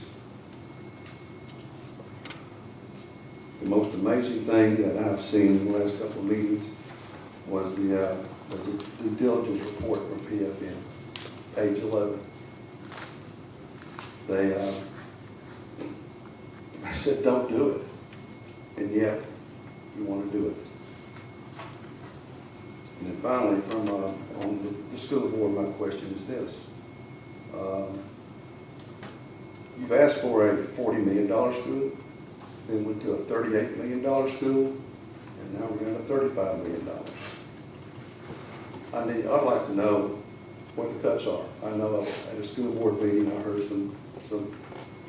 we talked around it, but we need to see the difference between a $40 million school and a $35 million school. And also, I guess we need to start looking at a budget for a school, for a high school. We need to start to see something like that coming out of the school board. I'm just pretty, you know my position on this. guess we're all supporters of the school system here. It's just a matter of time and money and following the will of the people who voted, and also not striping this city financially. It's going to affect the ability of those folks to run the city. Thank you. May I, Mr. Mayor? You have the floor. I just would like to speak to a couple of the things that Commissioner Gonzalez has brought forward.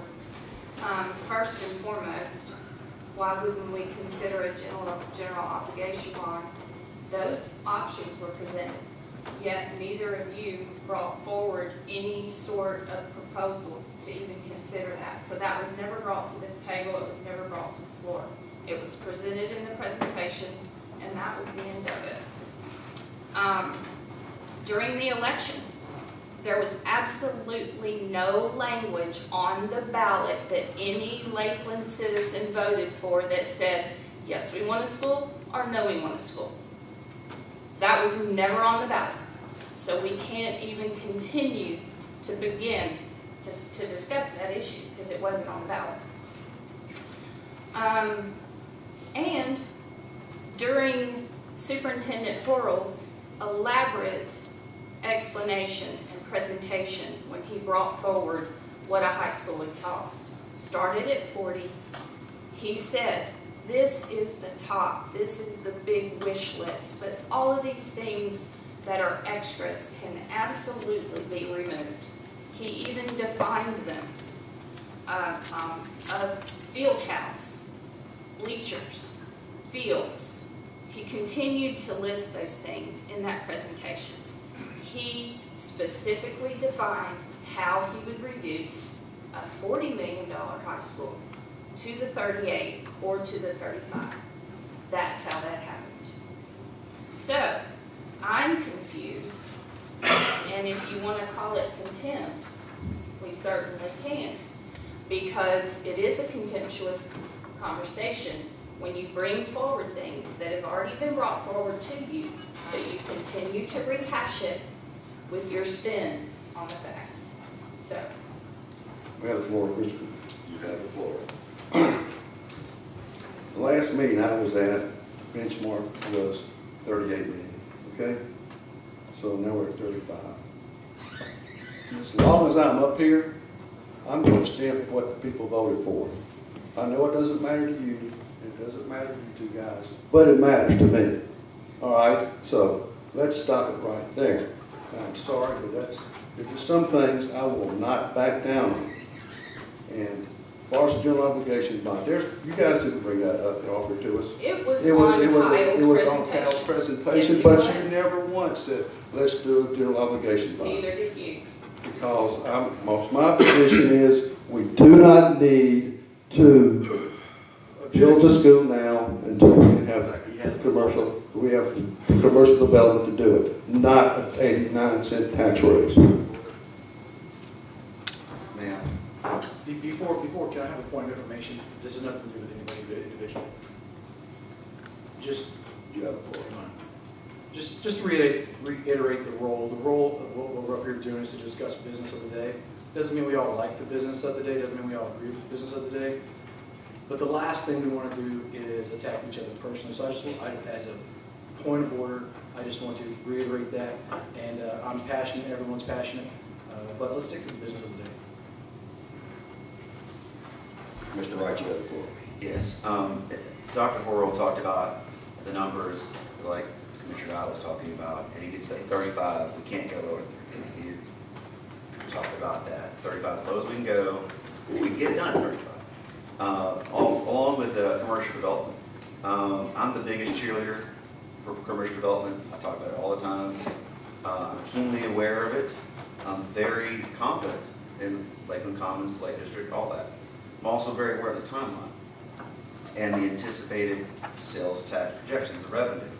So that's something we've talked about, and I think everyone should understand we can't wait on that. All that can do is supplement what we're trying to pay. You know what I'm saying? We can't wait for that shit to come in. Now, I'll say this, we talked about this as well. There will have to be some kind of loan anyway. That's why we're moving forward with this. So the idea to wait on that sales tax revenue to come in from commercial development, while we wait, the cost of the high school will keep increasing. And so that is another problem. You have a dynamic here where there's moving numbers. So we have to keep that in mind. And that's why I think moving forward now makes a lot of sense. Thank you. Next floor, please. I agree with you, Commissioner White, on most of that, but as far as the analogy about the cost of more in the future, that's correct. But you can't spend money in the present that you don't have. You just can't do it. Everybody's aware of my passions, Model Trains. Around 1970, I was getting back into the hobby, and there was an engine that Lionel made. It was a reproduction of a Hudson steam engine. $200. I was working at Al's Golfman. Some of you folks remember Al's Golfman back in those days. I wasn't making enough money to buy a $200 engine. Fast forward to 2000, to 1992. Now, that's a long time. I'm not asking us to ask that to go that long between schools, you know, to get this school up here. But the analogy is, I was working in 1992 with a good job, had credit cards. I swiped a card and I bought that same engine, but then it cost me $900. But I had the revenue, I had the bill, I had the credit, and I was able to do it and pull it off. That's all I mean. So when we talk about it's going to cost more to wait, yeah, I realize that. But I'd rather pay more for it in the future than get a $40 million school and get what we want instead of getting what we can get by with and have to spend money down the road to get what we want. I'm for this school just like everybody else is. It's just timing and it's just financing. But most of all, it's just, I'm concerned that the voters said something different. And that's important. That should be important to all of us. Thank you. Commissioner Wright, you have the floor. Yeah, I guess I appreciate the analogy. I guess the big difference here is that the high school is an asset. It's something that would assist and help the students, but also our community. And countless benefits from that. We've talked about that in several PowerPoints, probably more than 3 or 4. So I just want people to understand that high school would improve our city, not only provide an excellent education for our students, but give us stability, because we're in a volatile environment right now, not having a good K-12 system. Developers, investors, people, families, they're all asking, hey, when are you going to get to high school? It's something that does not bode well for us, not having high school. So I just want to help keep that in mind as well. Thank you. Any further discussion? I'm going to sum it up with what I have to say. In business, we use a word, it's called curious. It's how we set our day every day at work. I've seen a plan that our superintendent and our president of our school board presented to me. I thought was rather interesting. I'm curious why that plan hasn't come to this floor. It's a plan for the 40-year USDA loan, which would equate to, and I haven't asked Kyle or Shane to verify the numbers because they're busy with our budget.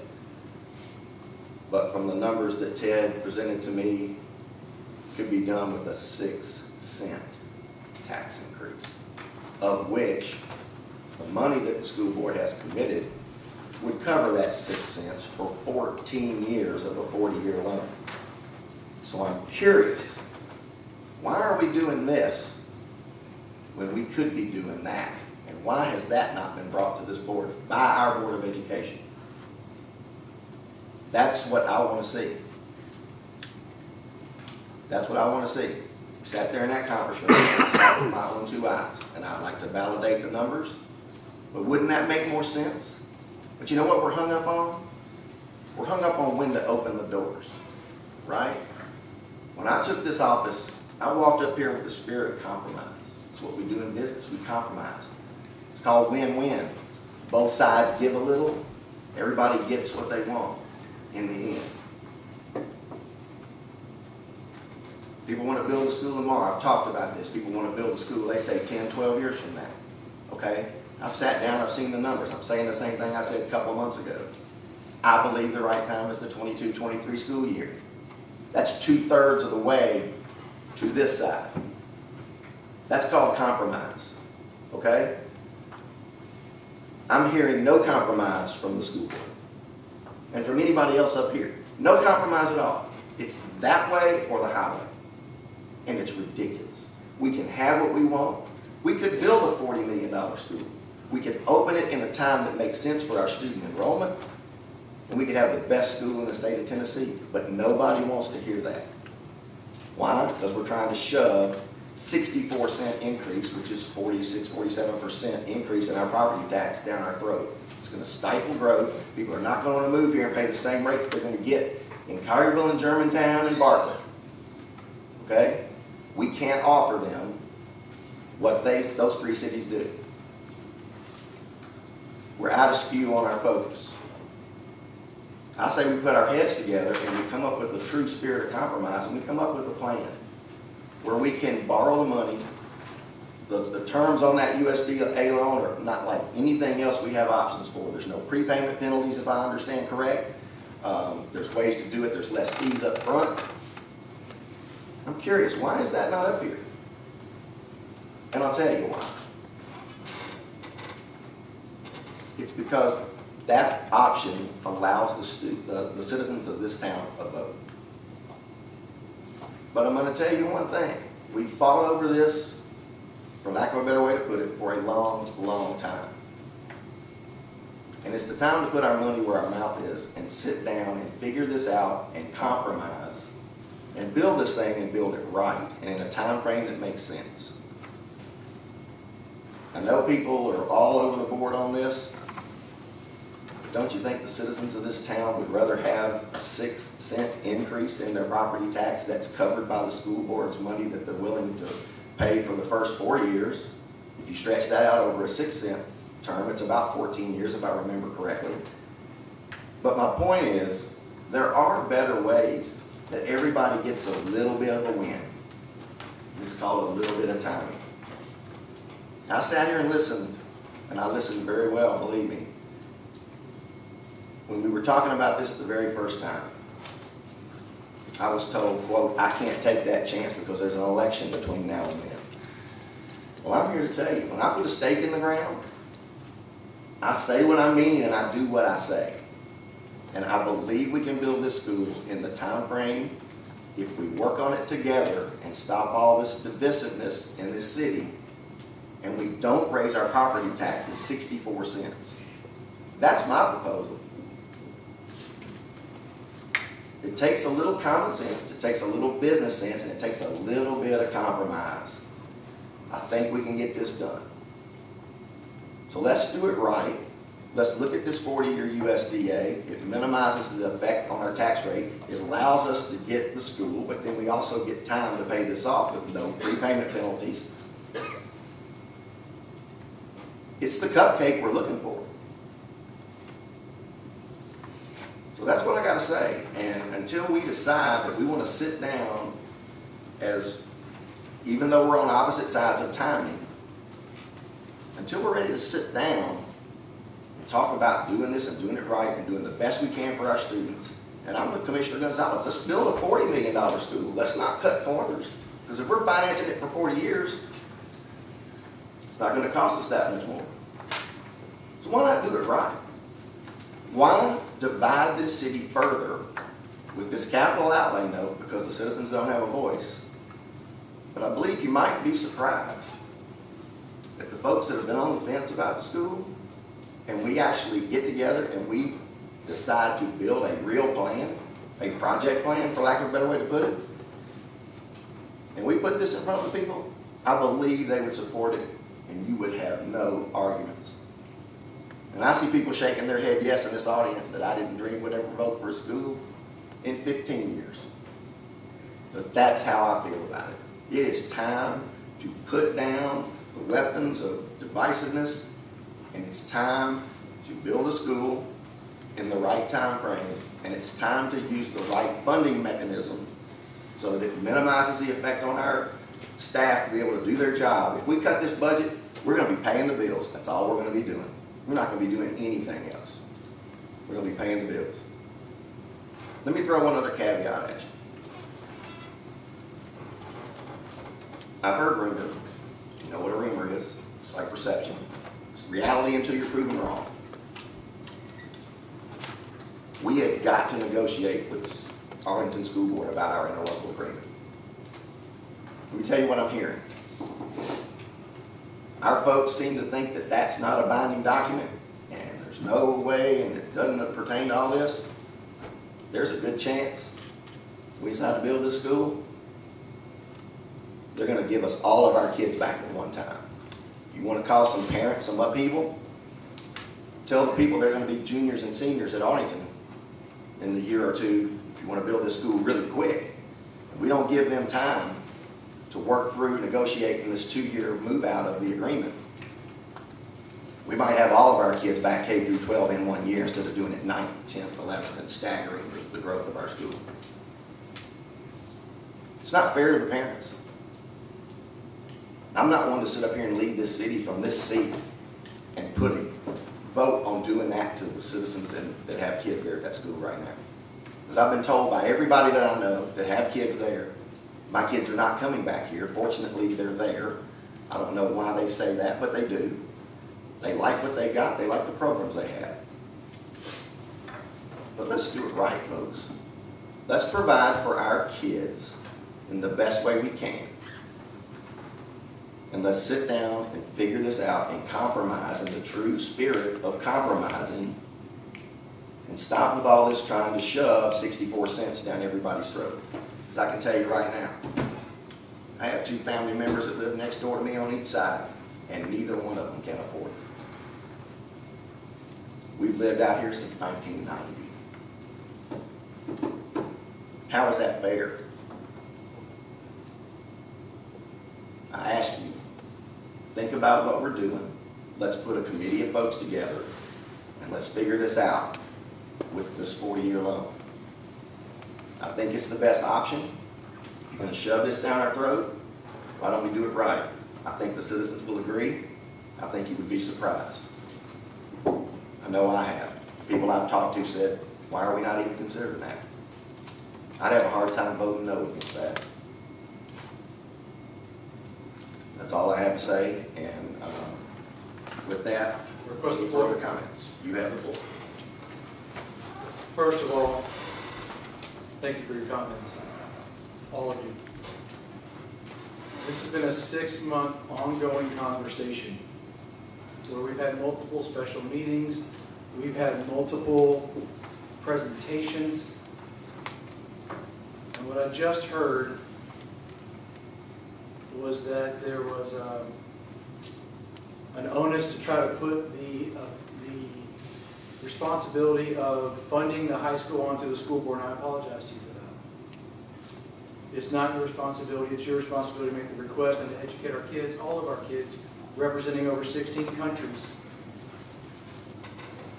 to the best of your ability, and I appreciate and I thank you for that. It's incumbent upon us to determine whether or not the request was made and whether or not how we're going to finance it. I've told you why I thought the condo was in the best interest of the city. And each and every member up here had an opportunity to bring a different financing option forward. They chose not to. We just heard from a member of the board that they were apparently made privy to a private meeting with the school board or somebody else where only a 6-cent tax increase would have been needed. I'll let you know I would have voted against that because I believe that we need to pay this off as fast as possible and move the city forward as fast as possible and free ourselves up for possible future opportunities and growth for the city for our money. So, but regardless of that, the opportunity to bring that forward has been here for 6 months. It's now time to make a decision, and regardless of what the great town to the next of us does, their school's great. They're a great school. They're good people.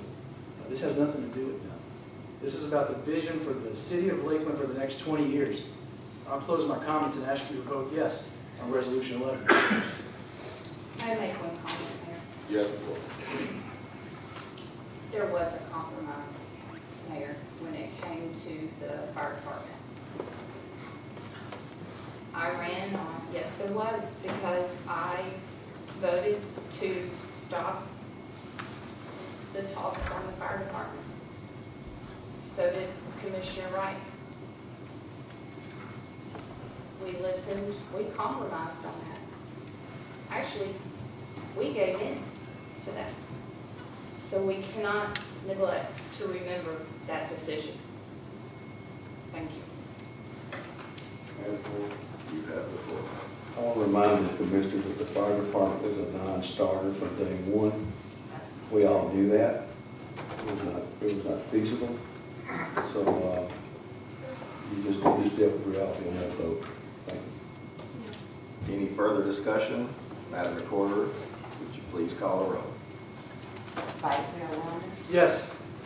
Commissioner Dow, Yes. Commissioner Gonzalez, No.